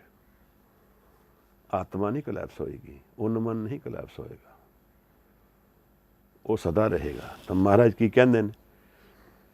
ਕਹਿੰਦੇ ਨੇ ਇਹ ਮਨ ਪੰਜ ਤੱਤ ਕਾ ਜੀਓ, ਪੰਜ ਤੱਤਾਂ ਦੇ ਨਾਲ ਕਨੈਕਟ ਹੋ ਕੇ ਇਹ ਜੀਵਨ ਵਿੱਚ ਆਇਆ ਹੈ। ਇਹ ਮਨ ਲਿਓ, ਇਹ ਮਨ ਲੈ ਜਿਓ, ਉਨ ਮਨ ਰਹੇ। ਇਹ ਮਨ ਲੈ ਜਾਓ, ਉਨ ਮਨ ਰਹੇ। ਇਹ ਮਨ ਲੈ ਜੋ ਉਨ ਮਨ ਰਹੇ। ਹੁਣ ਇਹ ਮਨ ਜਦੋਂ ਲੈ ਲਏਗਾ ਤਾਂ ਉਨ ਮਨ ਰਹੇਗਾ। ਤਾਂ तीन लोक की बातें कहे, फिर अतीत तो परे जाके उडारी मारेगा आसमान ਵਿੱਚ, ਦਸਮ ਦੁਆਰ ਵਿੱਚ। ਫਿਰ ਇਹਨੂੰ ਗਿਆਨ ਹੋ ਜਾਏਗਾ ਸਾਰਾ। ਕਿੰਨੀ ਪਿਆਰੀ ਗੱਲ ਹੈ ਮਹਾਰਾਜ ਨੇ ਕਹੀ ਹੈ। ਇਹ ਮਨ ਲੈ ਜੋ ਉਨ ਮਨ ਰਹੇ। ਇਹ ਮਨ ਉਹਨੇ ਲੈ ਲਿਆ, ਉਨ ਮਨ ਰਹੇਗਾ। ਤਾਂ ਮੇਰੀ ਮਨ ਦੀ ਜਿਹੜੀ ਮੈਂ ਆਪ ਨਾਲ ਗੱਲ ਵਿਚਾਰਦਾ ਸੀ, ਭਾਵ ਅਰਥ ਜਿਹੜਾ ਹੈ ਸਰੀਰ ਮਨ ਦੇ ਅੰਦਰ ਹੈ, ਜਿਸ ਨੂੰ ਦੁਨੀਆ ਵੈਸਟ ਔਰਾ ਕਹਿੰਦੀ ਹੈ, ਉਹ ਮਨ ਦਾ ਇੱਕ ਹਿੱਸਾ ਹੈ। ਮਨ ਮੇਰਾ ਮਾਈਂਡ ਤੋਂ ਕਿਤਨਾ ਫਰਕ ਹੋ ਗਿਆ। ਇਹ ਪੰਜ ਤੱਤ ਨਾਲ ਮਨ ਨੂੰ ਜੀਵਨ ਨਾਲ ਕਨੈਕਸ਼ਨ ਮਿਲ ਰਿਹਾ ਹੈ। ਆਤਮਾ ਦੀ ਗੱਲ ਚੱਲਦੀ ਹੈ। ਮਨ ਦੀ ਗੱਲ ਜਦੋਂ ਵੈਸਟ ਤੋਂ ਨਹੀਂ, ਅਸੀਂ ਈਸਟ ਤੋਂ ਕਰਦੇ ਹਾਂ, ਤਾਂ ਆਤਮਾ ਦੀ ਗੱਲ ਚੱਲਦੀ ਹੈ। ਔਰ ਜਦੋਂ ਮਾਈਂਡ ਕਹਿ ਦਿੰਦੇ ਹਾਂ ਤਾਂ ਸਿਰਫ ਬ੍ਰੇਨਸ ਔਰ ਥਾਟ ਦੀ ਗੱਲ ਚੱਲਦੀ ਹੈ। ਬਹੁਤ ਫਰਕ ਹੈ। ਮਾਈਂਡ ਮਰਨ ਵਾਲਾ ਹੈ। ਵੈਸਟ ਵਿੱਚ ਇੱਕ ਵਿਚਾਰ ਚੱਲਦੀ ਹੈ ਕਿ ਪਹਿਲੇ ਬ੍ਰੇਨ ਮਰਦਾ ਹੈ, ਮਰਦੀ ਹੈ, ਕਿ ਹਾਰਟ ਮਰਦਾ ਹੈ। ਪਰ ਮਨ ਮਰਨ ਵਾਲੀ ਵਸਤੂ ਨਹੀਂ ਹੈ। ਮਨ ਦਾ ਇੱਕ ਹਿੱਸਾ ਮਰ ਜਾਏਗਾ, ਮਨ ਨਹੀਂ ਮਰੇਗਾ। ਇਹ ਜਿਹੜੇ ਕੱਲ ਹਰਨੀਤ ਵੀਰ ਨੇ ਗੱਲ ਆਤਮਾ ਦੀ ਪੁੱਛੀ, ਮੈਨੂੰ ਲੱਗਦਾ ਸੀ ਕਿ ਅਸੀਂ ਖੁੱਲ੍ਹ ਕੇ ਇਹਨੂੰ ਵਿਚਾਰ ਲਈਏ ਬਾਣੀ ਦੇ ਰਸਤੇ। ਹੁਣ ਭਗਤ ਕਬੀਰ ਦੀ ਬਾਣੀ, ਭਗਤ ਰਵਿਦਾਸ ਦੀ ਬਾਣੀ ਵਿੱਚ ਉਨ ਮਨ ਦੀ ਗੱਲ ਆ ਜਾਂਦੀ ਹੈ। ਇਹਦਾ ਕਾਰਨ ਹੋਏਗਾ ਕਿਉਂਕਿ ਇਹ ਆਈਡੀਅਲ ਜਿਹੜੇ ਬੋਲਣ ਦੇ ਤਰੀਕੇ ਨੇ, ਜਾਂ ਜਿਹੜੇ ਸ਼ਬਦ ਦੀ ਜਿਹੜੀ ਅਸੀਂ ਵਰਤੋਂ ਕਰਦੇ ਹਾਂ, ਉਹ ਕਲਚਰ ਤੋਂ ਆਉਂਦੀ ਹੈ ਸਾਡੇ ਕੋਲ। ਜਿਵੇਂ ਸੋਹਿਲਾ ਸ਼ਬਦ ਹੈ ਮਹਾਰਾਜ ਨੇ ਵਰਤਿਆ ਹੈ, ਇਹ ਪੰਜਾਬੀ ਕਲਚਰ ਤੋਂ ਆ ਰਿਹਾ ਹੈ। ਕੀਰਤਨ ਸੋਹਿਲਾ, ਸੋਹਿਲਾ ਇੱਕ ਬਰਾਈਡ ਗਾਉਂਦੀ ਹੈ ਸੋਹਿਲਾ। ਇਸ ਤਰ੍ਹਾਂ ਹੋਰ ਵੀ ਬੜੇ ਕਲਚਰ ਤੋਂ ਵਰਡਸ ਆਉਂਦੇ ਆ। ਤਾਂ ਅਗਰ ਕੋਈ ਕਲਚਰ ਬਦਲੇਗਾ ਤਾਂ ਉਸ ਤੋਂ ਸੱਤ ਦੀ ਗੱਲ ਵਰਤਣ ਲਈ ਸ਼ਬਦ ਵਰਤੇ ਜਾ ਰਹੇ ਨੇ, ਇਸ ਕਰਕੇ ਉਹ ਸ਼ਬਦ ਵਰਤੇ ਜਾਣਗੇ। ਉਹਨਾਂ ਦਾ ਅਰਥ ਜਿਹੜਾ ਹੈ ਜਾਣਨਾ ਜ਼ਰੂਰੀ ਹੋ ਜਾਏਗਾ। ਅਗਰ ਉਸ ਕਲਚਰ 'ਚ ਅਸੀਂ ਨਹੀਂ ਬਿਲੋਂਗ ਕਰਦੇ, ਅਗਰ ਉਸ ਕਲਚਰ 'ਚ ਅਸੀਂ ਬਿਲੋਂਗ ਕਰਦੇ ਹਾਂ, ਸਾਨੂੰ ਇੱਕਦਮ ਸਮਝ ਆ ਜਾਣਗੇ। ਜਿਵੇਂ ਵਰਡ ਮਈਆ ਹੈ, ਮਈਆ ਮੱਝਾਂ ਚਰਾਉਣ ਵਾਲਾ, ਰਾਂਝੇ ਤੋਂ ਬਣਿਆ ਹੈ। ਇਹ ਪੰਜਾਬੀ ਕਲਚਰ ਦਾ ਹਿੱਸਾ, ਹੀਰ ਰਾਂਝਾ। ਤਾਂ ਉੱਥੋਂ ਮਈਆ ਸ਼ਬਦ ਆ ਗਿਆ। ਇੱਕ ਪ੍ਰੇਮੀ ਦੀ ਗੱਲ ਚੱਲਦੀ ਹੈ, ਪ੍ਰੇਮ ਦੀ ਗੱਲ ਜਦੋਂ ਚੱਲਦੀ ਹੈ, ਮਈਆ ਸ਼ਬਦ ਵਰਤੋਂ 'ਚ ਆ ਜਾਏਗਾ। ਕਲਚਰ ਤੋਂ ਆ ਰਿਹਾ ਹੈ। ਇਸ ਕਰਕੇ ਜਦੋਂ ਅਸੀਂ ਭਗਤਾਂ ਦੀ ਬਾਣੀ ਦੇਖ ਰਹੇ ਹਾਂ, ਉੱਥੇ ਉਨ ਮਨ ਉਹ ਡਾਇਰੈਕਟਲੀ ਯੂਜ਼ ਕਰਦੇ ਨੇ। ਹੁਣ ਭਗਤ ਰਵਿਦਾਸ ਦੀ ਬਾਣੀ ਵਿਚਾਰੀਏ, ਦੇਖੋ, ਪਰਮ ਪਰਮ ਗੁਰ ਭੇਟੀਏ, ਪੂਰਬ ਲਿਖਤ ਲਿਲਾਟ, ਉਨ ਮਨ ਮਨ ਮਨ ਹੀ ਮਿਲੇ। ਉਨ ਮਨ ਮਨ ਮਨ ਹੀ ਮਿਲੇ, ਛੁਟਕਤ ਬਜਰ ਕਪਾਟ। ਕਮਾਲ ਦੀ ਗੱਲ। ਇਹ ਕਹਿ ਰਹੇ ਨੇ ਨਾ, ਉਸੇ ਮਨ ਦੇ ਵਿੱਚ ਉਨਮਨ ਮਿਲੇਗਾ। ਉਨਮਨ ਮਨ ਮਨ ਹੀ ਮਿਲੇ, ਛੁਟਕਤ ਬਜਰ ਕਪਾਟ। ਜਦੋਂ ਸਾਰੇ ਕਪਾਟ ਖੁੱਲ੍ਹ ਜਾਣਗੇ, ਛੁੱਟ ਜਾਏਗਾ ਝੂਠ ਸਾਰਾ। ਕਿੰਨੀ ਪਿਆਰੀ ਗੱਲ ਹੈ। ਗੱਲ ਕੀ ਹੈ ਕਿ ਬਾਣੀ ਵਿੱਚ ਸੱਤ ਨੂੰ ਸਮਝਾਉਣ ਦਾ ਯਤਨ ਹੈ। ਹੁਣ ਸੱਤ ਨੂੰ ਸਮਝਾਉਣਾ ਸੌਖਾ ਕੰਮ ਨਹੀਂ ਹੈ। ਔਰ ਇਹ ਜਿਤਨੀ ਡੈਫੀਨੇਸ਼ਨਸ ਮਨ ਦੀਆਂ ਕੀਤੀਆਂ ਨੇ, ਮੈਨੂੰ ਲੱਗਦਾ ਇਸ 'ਤੇ ਰਿਸਰਚ ਕਰਕੇ ਮਨ ਦੇ ਉੱਤੇ ਇੱਕ, ਜਿਸ ਤਰ੍ਹਾਂ ਕੋਈ ਥੀਸਿਸ ਲਿਖਦਾ ਹੈ, ਇਸ ਤਰ੍ਹਾਂ ਇੱਕ ਲੰਬੀ ਵਿਚਾਰ ਬਣਦੀ ਹੈ। ਕਿਉਂਕਿ ਇਹ ਸਾਰੇ ਭੇਦ ਬਾਣੀ ਵਿੱਚ ਖੋਲ੍ਹੇ ਹੋਏ ਹਨ। ਇਹ ਹੁਣ ਇੱਥੋਂ ਸਾਨੂੰ ਦਿਖਦਾ ਹੈ ਬਾਣੀ ਦੀ ਡੂੰਘਾਈ ਕਿੰਨੀ ਹੈ। ਸੁੱਖ ਔਰ ਦੁੱਖ ਦਾ ਨੇਚਰ ਅਸੀਂ ਲੱਭਦੇ ਹਾਂ, ਬਾਣੀ ਡਿਫਾਈਨ ਕਰ ਰਹੀ ਹੈ। 399 BC ਵਿੱਚ ਸੋਕਰਟੀਜ਼ ਔਰ ਕ੍ਰੇਟੋ ਦਾ ਇੱਕ ਡਾਇਲੋਗ ਹੋ ਰਿਹਾ ਹੈ। BC, ਅੱਜ ਤੋਂ 3000 ਸਾਲ ਪਹਿਲਾਂ, 2600 ਸਾਲ ਪਹਿਲਾਂ BC ਵਿੱਚ ਉਹ ਗੱਲ ਕਰ ਰਹੇ ਨੇ ਕਿ ਮਨ ਜਿਹੜਾ ਹੈ, ਸੁੱਖ ਔਰ ਦੁੱਖ ਜਿਹੜਾ ਇਕੱਠੇ ਚੱਲਦੇ ਹਨ। ਉਹ ਮੌਤ ਨੂੰ ਸਮਝਾ ਰਿਹਾ। ਦਰਅਸਲ ਰਾਤ ਨੂੰ ਕ੍ਰੇਟੋ ਉਹਨੂੰ ਮਿਲਣ ਗਿਆ ਕਿ ਭਾਈ ਤੂੰ ਭੱਜ ਜਾ, ਤੂੰ ਦੋਸਤ ਹੈ ਮੇਰਾ। ਤਾਂ ਸੋਕਰਟੀਜ਼ ਨੂੰ ਦਿਲਾਸਾ ਦੇ ਕੇ ਸਮਝਾਉਂਦਾ ਹੈ, ਤੂੰ ਡਰਦਾ ਕਿਉਂ ਇੰਨਾ ਮੌਤ ਤੋਂ। ਉਹ ਦਵੈਤ ਤੋਂ ਸਮਝਾਉਣਾ ਸ਼ੁਰੂ ਕਰਦਾ ਕਿ ਅਸੀਂ ਜੀਵਨ ਨੂੰ ਦਵੈਤ ਤੋਂ ਜਾਣਦੇ ਹਾਂ, ਦੋ ਤੋਂ ਜਾਣਦੇ ਹਾਂ। ਜਦੋਂ ਸੁੱਖ ਨੂੰ ਜਾਣਾਂਗੇ ਤਾਂ ਦੁੱਖ ਨਾਲ ਚੱਲੇਗਾ। Pain and pleasure go together. ਉਹਦੀ ਗੱਲ ਕਿੱਥੋਂ ਸ਼ੁਰੂ ਹੁੰਦੀ ਹੈ ਕਿ ਉਹ ਇੱਕ ਦਿਨ ਚੇਨ ਦੇ, ਉਹਦੇ ਰਾਤ ਨੂੰ ਚੇਨ ਉਹਦੀ ਖੋਲ੍ਹੀਆਂ, ਉਹਦੀ ਪੈਰਾਂ ਵਿੱਚ ਬੇੜੀਆਂ ਪਾਈਆਂ, ਉਹ ਖੋਲ੍ਹ ਲਈਆਂ, ਕਿਉਂਕਿ ਸਵੇਰੇ ਉਹਨੂੰ ਐਜ਼ ਪਰ ਕੋਰਟ ਐਗਰੀਮੈਂਟ ਉਸਨੂੰ ਜ਼ਹਿਰ ਦੇਣਾ। ਸਵੇਰੇ ਸੋਕਰਟੀਜ਼ ਨੇ ਮਰ ਜਾਣਾ। ਤਾਂ ਰਾਤ ਨੂੰ ਉਸਨੂੰ ਬੇੜੀਆਂ ਖੋਲ੍ਹਦੇ ਨੇ। ਤਾਂ ਉਹ ਕਹਿੰਦਾ ਹੈ ਕ੍ਰੇਟੋ, ਯਾਰ ਇਹ ਦੇਖ, ਇਹ ਬੇੜੀਆਂ ਕਿੰਨਾ ਦੁੱਖ ਦਿੰਦੀਆਂ ਸਨ। ਇਹਨਾਂ ਬੇੜੀਆਂ ਨਾਲ ਮੈਂ ਕਿੰਨਾ ਭਾਰੀ ਲੱਗਦਾ ਸੀ, ਮਨ ਮੇਰਾ, ਮੇਰੀ ਸਰੀਰ ਕਿੰਨਾ ਭਾਰੀ ਸੀ। ਇਹ ਬੇੜੀਆਂ ਖੁੱਲ੍ਹੀਆਂ ਹਨ, ਕਿੰਨਾ ਪਲੇਜਰ ਆ ਰਿਹਾ, ਕਿਤਨਾ ਆਨੰਦ ਆ ਰਿਹਾ ਹੈ। ਇਹ ਦੁੱਖ ਔਰ ਸੁੱਖ, ਪੇਨ ਐਂਡ ਪਲੇਜਰ ਕਿਸ ਤਰ੍ਹਾਂ ਜੁੜੇ ਹੋਏ ਹਨ। ਜਿਹੜੀ ਚੀਜ਼ ਮੈਨੂੰ ਪੇਨ ਦਿੰਦੀ ਹੈ, ਜਦੋਂ ਮੈਨੂੰ ਉਸ ਤੋਂ ਆਜ਼ਾਦੀ ਮਿਲਦੀ ਹੈ, ਕਿੰਨਾ ਪਲੇਜਰ ਆਉਂਦਾ ਹੈ। ਤਾਂ ਉਹ ਫਿਰ ਡਿਸਕੋਰਸ ਸ਼ੁਰੂ ਕਰਦਾ ਆਪਣਾ ਉੱਥੋਂ। ਇਹ ਲੋਗੋਸ ਹੈਗਾ। ਲੋਗੋਸ ਕਹਿੰਦੇ ਲੌਜਿਕ ਤੋਂ ਆਧਾਰਿਤ ਹੈ। ਵੈਸਟ ਦੀ ਜਿਹੜੀ ਬਣਤ ਹੈ ਉਹ ਲੈਟਨ ਤੋਂ ਆ ਰਹੀ ਹੈ। ਬਾਅਦ ਦਫਾ ਇਹ ਗ੍ਰੀਕ ਮਾਈਥੋਲੋਜੀ ਪੂਰੀ ਲੈਟਨ ਵਿੱਚ ਲਿਖੀ ਹੋਈ ਹੈ। ਤਾਂ ਇੱਥੇ ਸ਼ਬਦਾਂ ਦੇ ਅਰਥ ਦਾ ਹੇਰ ਫੇਰ ਕਲਚਰ ਤੋਂ ਬਹੁਤ ਡਿਪੈਂਡ ਕਰਦਾ ਹੈ।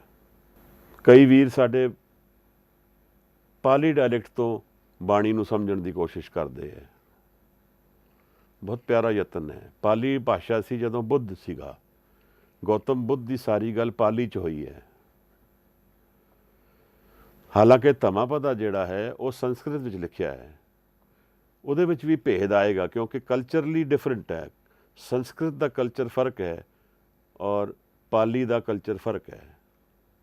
ਉੱਥੇ ਹਰ ਸ਼ਬਦ ਦਾ ਜੋ ਮਤਲਬ ਹੈ, ਉਹਦਾ ਮਤਲਬ ਨਿਖਰ ਕੇ ਤਾਂ ਸਮਝ ਆਏਗਾ ਜਦੋਂ ਉਸ ਭਾਸ਼ਾ ਨੂੰ ਜਾਣ ਲਵਾਂਗੇ। ਅਸੀਂ ਇਹ 2003-04 ਵਿੱਚ ਮੈਂ ਈਰਾਨ ਕਲਚਰ ਸੈਂਟਰ 'ਚ ਪਰਸ਼ੀਅਨ ਸਟੱਡੀ ਕਰਨੀ ਸ਼ੁਰੂ ਕੀਤੀ। ਮੈਂ ਚਾਹੁੰਦਾ ਸੀ ਜ਼ਫਰਨਾਮੇ ਦੀ, ਮਹਾਰਾਜ ਦੀ ਨਿਕਟਤਾ ਸਮਝੀਏ, ਬਾਣੀ ਨੂੰ ਪਹਿਲੇ ਸਮਝੀਏ, ਫਾਰਸੀ ਸਿੱਖ ਕੇ ਫਿਰ ਸਮਝੀਏ।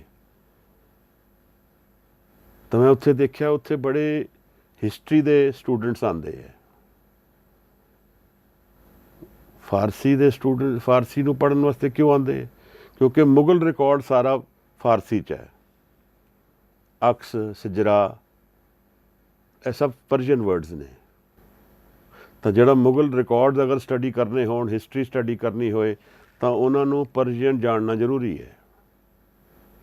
ਫਰਦ, ਅਕਸ, ਸਿਜਰਾ, ਇਹ ਜਿਤਨੇ ਮੁਗਲ ਰਿਕਾਰਡ ਦੇ ਵਰਡਸ ਨੇ, ਇਹ ਸਭ ਫਾਰਸੀ ਤੋਂ ਅੱਜ ਵੀ ਐਗਜ਼ਿਸਟ ਕਰਦੇ ਹੈ। ਇਸ ਤਰ੍ਹਾਂ ਮੈਟਰ ਕਰਦੀ ਹੈ ਲੈਂਗੁਏਜ। ਹੁਣ ਕਰਮ ਸ਼ਬਦ ਹੈ, ਇੰਡੀਅਨ ਮੈਥੋਲੋਜੀ ਵਿੱਚ ਕਰਮ ਸ਼ਬਦ ਦਾ ਅਰਥ ਕੁਛ ਹੋਰ ਬਣਦਾ ਹੈ, ਪਰਸ਼ੀਅਨ ਵਿੱਚ ਕੁਛ ਹੋਰ ਅਰਥ ਹੈ। ਤਾਂ ਉਨਮਨ ਸ਼ਬਦ ਭਗਤ ਰਵਿਦਾਸ ਨੇ, ਭਗਤ ਕਬੀਰ ਨੇ ਵਰਤਿਆ ਹੈ, ਡਾਇਰੈਕਟਲੀ ਉਨਮਨ ਵਰਤਿਆ ਹੈ। ਉਨਮਨ ਮਨ, ਮਨ ਹੀ ਮਿਲੇ। ਇਸ ਮਨ ਦੇ ਅੰਦਰ ਹੀ ਉਨਮਨ ਵਸਦਾ ਹੈ, ਜਿਸ ਮਨ ਨੂੰ ਅਸੀਂ ਮਨ ਕਹਿੰਦੇ ਹਾਂ। ਉਨਮਨ ਦੀ ਅਵਸਥਾ ਮਨ ਦੇ ਅੰਦਰ ਹੀ ਰਹਿੰਦੀ ਹੈ। ਜਿਹੜਾ ਮੈਂ ਆਪ ਨੂੰ ਬੇਨਤੀ ਕਰ ਰਿਹਾ ਕਿ ਇੱਕ ਓਸ਼ਨ ਦੇ ਥੱਲੇ ਸੱਤ ਛਿਪਿਆ ਹੈ, ਇਹ ਉਨਮਨ ਹੈ। ਉਨਮਨ ਮਨ, ਮਨ ਹੀ ਮਿਲੇ। ਉਨਮਨ ਮਨ ਦਾ ਇੱਕ ਹਿੱਸਾ ਮਨ ਦੇ ਅੰਦਰ ਹੀ ਮਿਲਦਾ ਹੈ। ਛੁਟਕਤ ਬਜਰ ਕਪਾਟ, ਇਹ 10 ਦੁਆਰ ਦੇ ਕਪਾਟ ਖੁੱਲ੍ਹ ਜਾਣਗੇ ਤਾਂ ਮਿਲ ਜਾਏਗਾ। ਦੇਖੋ ਕਿੰਨੀ ਪਿਆਰੀ ਗੱਲ ਹੈ। ਇਹ ਕਿਸ ਦੇ ਪਿਆਰ ਨਾਲ ਇਹ ਗੱਲ ਸਮਝਾ ਦਿੰਦੇ ਨੇ ਬਾਣੀ ਦੀ, ਪਰ ਅਸੀਂ ਸਾਨੂੰ ਇਸ ਨੂੰ ਲੱਭਣਾ ਔਰ ਇਹਦੀ ਰਿਸਰਚ ਕਰਨੀ ਜ਼ਰੂਰੀ ਹੈ। ਅਸੀਂ ਬਾਣੀ ਨੂੰ 1 ਮਿੰਟ 'ਚ ਪੜ੍ਹ ਜਾਂਦੇ ਹਾਂ, ਪਰ ਬਾਣੀ ਦੀ ਡੂੰਘਾਈ ਅਥਾਹ ਹੈ। ਇਹ ਗੱਲ ਦੇਖੋ ਕਿ ਮਨ ਦੀ ਅਵਸਥਾ, ਮਨ ਨੂੰ ਜਾਣਨਾ ਵੈਸੇ ਕੋਈ ਜ਼ਰੂਰੀ ਨਹੀਂ ਹੈ। ਅਗਰ ਮੈਂ ਅਭਿਆਸ ਵਿੱਚ ਉਤਰ ਜਾਵਾਂਗਾ, ਮੈਨੂੰ ਮਨ ਦਾ ਗਿਆਨ ਕਈ ਤਰ੍ਹਾਂ ਆਪਣੇ ਆਪ ਵੀ ਆ ਜਾਏਗਾ। ਪਰ ਕਿਉਂਕਿ ਇਹ ਇਨਕੁਆਇਰੀ ਖੁੱਲ੍ਹੀ ਹੈ, ਹਰਨੀਤ ਵੀਰ ਨੇ ਬੜੀ ਅੱਛੀ ਗੱਲ ਪੁੱਛੀ ਹੈ, ਆਤਮਾ ਕੀ ਹੈ। ਦੁਨੀਆ ਵਿੱਚ, ਸ੍ਰਿਸ਼ਟੀ ਵਿੱਚ ਇੱਕੋ ਚੀਜ਼ ਸਥਿਰ ਹੈ, ਉਹ ਆਤਮਾ ਹੈ, ਉਸੇ ਨਿਰੰਕਾਰ ਦਾ ਹਿੱਸਾ ਹੈ। ਹੁਣ ਇਹ ਮਨ ਔਰ ਉਨਮਨ, ਇਹ 2 ਅਲੱਗ-ਅਲੱਗ ਸ਼ਬਦ ਵਰਤੇ ਗਏ ਬਾਣੀ ਵਿੱਚ। ਹੁਣ ਦੇਖੋ ਫਿਰ ਇਹ ਮਨ ਦੀ ਗੱਲ ਕਰਦੇ ਹੈ। ਇਹ ਮਨ ਕਰਮਾ, ਇਹ ਕਰਮਾਂ ਵਾਲਾ ਹੈ। ਇਹ ਮਨ ਧਰਮਾ, ਇਹ ਧਰਮ ਇਹਦੇ 'ਚ ਕਮਾਇਆ ਜਾਂਦਾ ਹੈ। ਇਹ ਮਨ ਪੰਜ ਤੱਤ ਕੋ ਜਨਮਾ, ਇਹ ਫਿਰ 5 ਤੱਤ ਦੀ ਗੱਲ ਇਹ ਮਨ ਨਾਲ ਆ ਰਹੀ ਹੈ। ਤਾਂ ਬਾਣੀ ਵਿੱਚ ਇਹ ਪੁੱਛਦੇ ਨੇ ਨਾ, ਫਿਰ ਜਿਹੜੀ ਮੈਂ ਆਪ ਨਾਲ ਗੱਲ ਕਰਦਾ, ਇਸ ਮਨ ਕੋ ਕੋਈ ਖੋਜੋ ਪਾਈ, ਤਨ ਗਿਆ ਮਨ ਕਹਾਂ ਸਮਾਈ, ਕਿ ਇਹ ਤਨ ਔਰ ਮਨ ਦਾ ਰਿਲੇਸ਼ਨਸ਼ਿਪ ਕੀ ਹੈ, ਇਹਨੂੰ ਖੋਜੋ। ਇਸੇ ਤਰ੍ਹਾਂ ਕੋਈ ਸਰੀਰ ਛੱਡਦਾ ਹੈ ਤਾਂ ਉਹ ਹੈ, ਉਹਦਾ ਮਨ ਦਾ ਇੱਕ ਹਿੱਸਾ ਹੈ, ਸੰਸਕਾਰ ਪੂਰੇ ਉਹਦੇ ਨਾਲ ਹਨ, ਉਹੀ ਅੱਗੇ ਜਨਮ ਲੈਣਗੇ। ਕਈ ਵਾਰ ਉਹ ਅਨਸ਼ੋਰ ਨੇਚਰ ਵਿੱਚ ਸਰੀਰ ਛੱਡਣ ਤੋਂ ਬਾਅਦ ਲੱਭਦਾ ਹੈ, ਸੋਲ ਲੱਭਦੀ ਹੈ ਕਿਸੇ ਡਾਇਰੈਕਸ਼ਨ ਨੂੰ। ਹੋਰ ਵਿਚਾਰੀਏ ਮਨ ਨੂੰ। ਹੁਕਮੇ ਹਰ ਹਰ ਮਨ ਵਸੇ, ਹੁਕਮੇ ਸੱਚ ਸਮਾਓ। ਇਸ ਮਨ ਦੇ ਅੰਦਰ ਹਰੀ ਵਸਦਾ ਹੈ, ਕਹਿ ਰਹੇ ਹਨ। ਹੁਕਮੇ ਹਰ ਹਰ ਮਨ ਵਸੇ, ਹੁਕਮੇ ਸੱਚ ਸਮਾਓ। ਹੁਕਮ ਨਾ ਜਾਣੇ ਬਪੁੜੇ, ਭੂਲੇ ਫਿਰੇ ਗਵਾਰ। ਹੁਕਮ ਦੇ ਵਿੱਚ ਸੱਚ ਸਮਾਂਦਾ ਹੈ। ਹੁਕਮ ਨੂੰ ਨਹੀਂ ਜਾਣਦਾ, ਇਹ ਗਵਾਰ ਹੈ, ਤਤ ਗਿਆਨ ਨਹੀਂ ਆ ਸਕਦਾ। ਹੁਣ ਇਹ ਦੇਖੋ ਇੱਕ ਹੋਰ ਜਗ੍ਹਾ ਗੱਲ ਕਰਦੇ ਹਨ। ਮਨ ਕੇ ਵਿਕਾਰ ਮਨ ਹੈ ਤਜੇ, ਮਨ ਚੁਕੇ ਮੋਹ ਅਭਿਮਾਨ। ਮਨ ਦੇ ਵਿਕਾਰ ਮਨ ਦੇ ਵਿੱਚ ਹੀ ਤਜੇ ਜਾਣਗੇ, ਇਹਨਾਂ ਨੂੰ ਛੱਡ ਦਿਆਂਗੇ। ਇਹ ਜਿਹੜਾ ਚੇਂਜਿੰਗ ਮਾਈਂਡ ਹੈ, ਵਿਕਾਰ ਦਾ ਭਰਿਆ, ਸੰਸਕਾਰ ਦਾ ਭਰਿਆ, ਇਹਨੂੰ ਛੱਡ ਦਿਆਂਗੇ। ਔਰ ਜਦੋਂ ਇਹ ਇੰਦਰੀਆਂ ਚਲੀਆਂ ਗਈਆਂ, ਇਹ ਮਨ ਕਲੈਪਸ ਕਰ ਜਾਏਗਾ, ਇਹ ਆਪਣੇ ਸਿਮਟ ਜਾਏਗਾ, ਸਰੀਰ ਤੋਂ ਪਰੇ ਹੋ ਜਾਏਗਾ। ਉਹ ਐਕਸਪੀਰੀਅੰਸ ਜੀਵਨ ਦਾ ਇਸ ਮਨ ਨਾਲ ਖਤਮ ਹੋ ਜਾਏਗਾ। ਹੋਰ ਵਿਚਾਰਦੇ ਹਾਂ, ਜਦੋਂ ਬਾਰ-ਬਾਰ ਮਨ ਵਿੱਚ ਮਨ ਨੂੰ ਮਾਰਨ ਦੀ ਗੱਲ ਕਰਦੇ ਹਨ। ਜਿਉਂ ਜਿਉਂ ਸਾਹਿਬ ਮਨ ਵਸੇ, ਗੁਰਮੁਖ ਅੰਮ੍ਰਿਤ ਪੀਓ।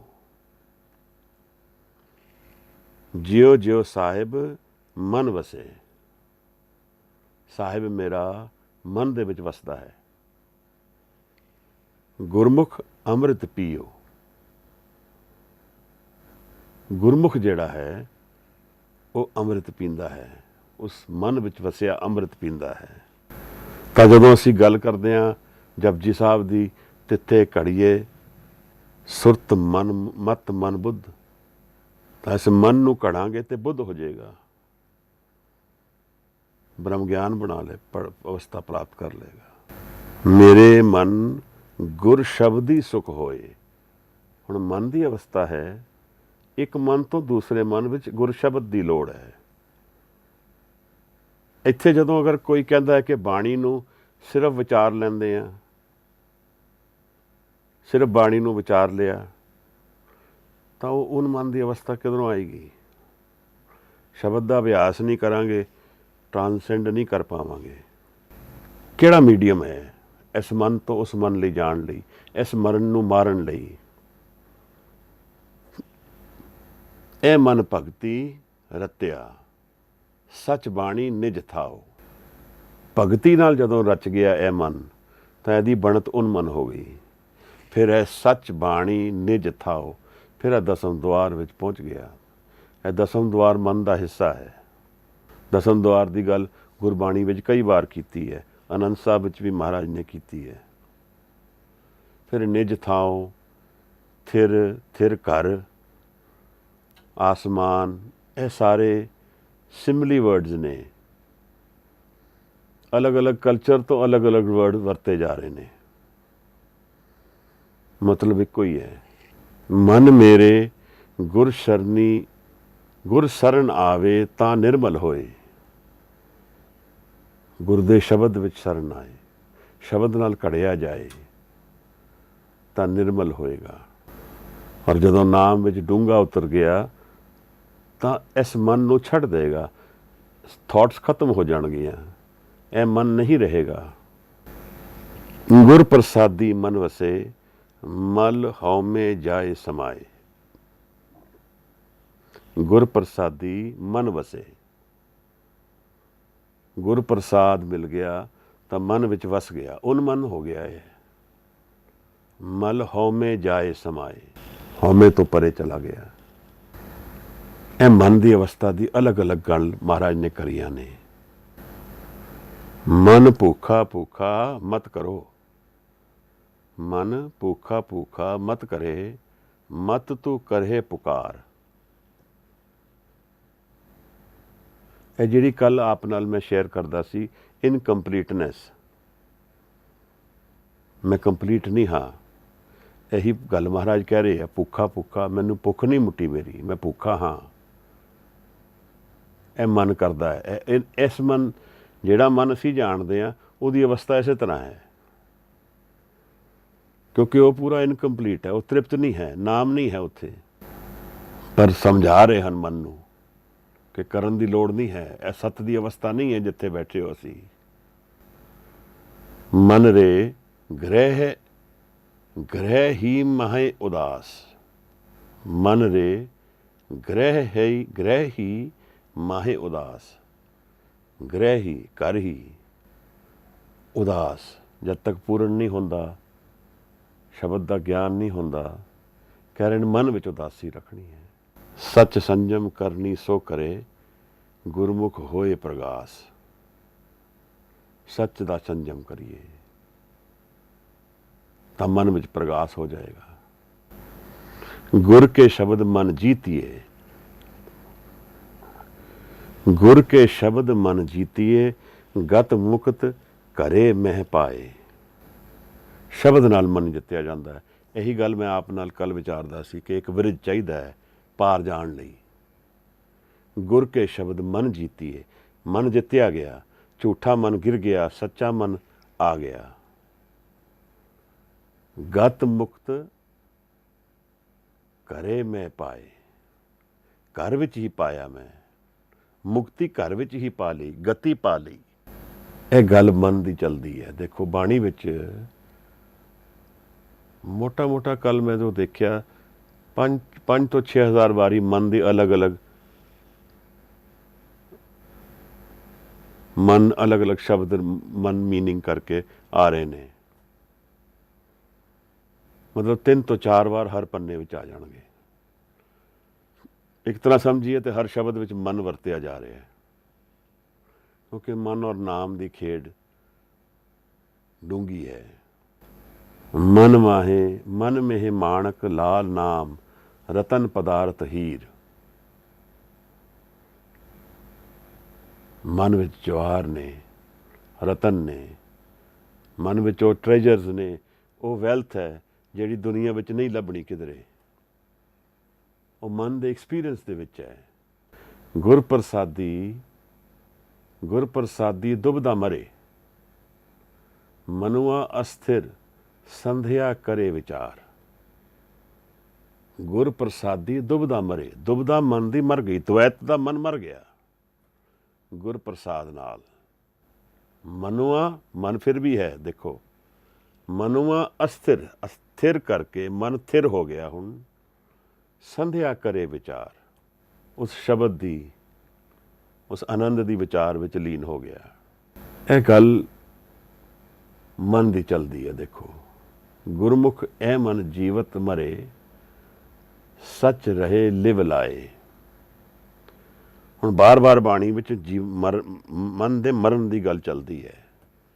ਕਿਸ ਮਨ ਦੇ? ਝੂਠੇ ਮਨ ਦੀ ਮਰਨ ਦੀ ਗੱਲ ਚੱਲਦੀ ਹੈ, ਤਾਂ ਸੱਤ ਦਾ ਗਿਆਨ ਹੁੰਦਾ ਹੈ।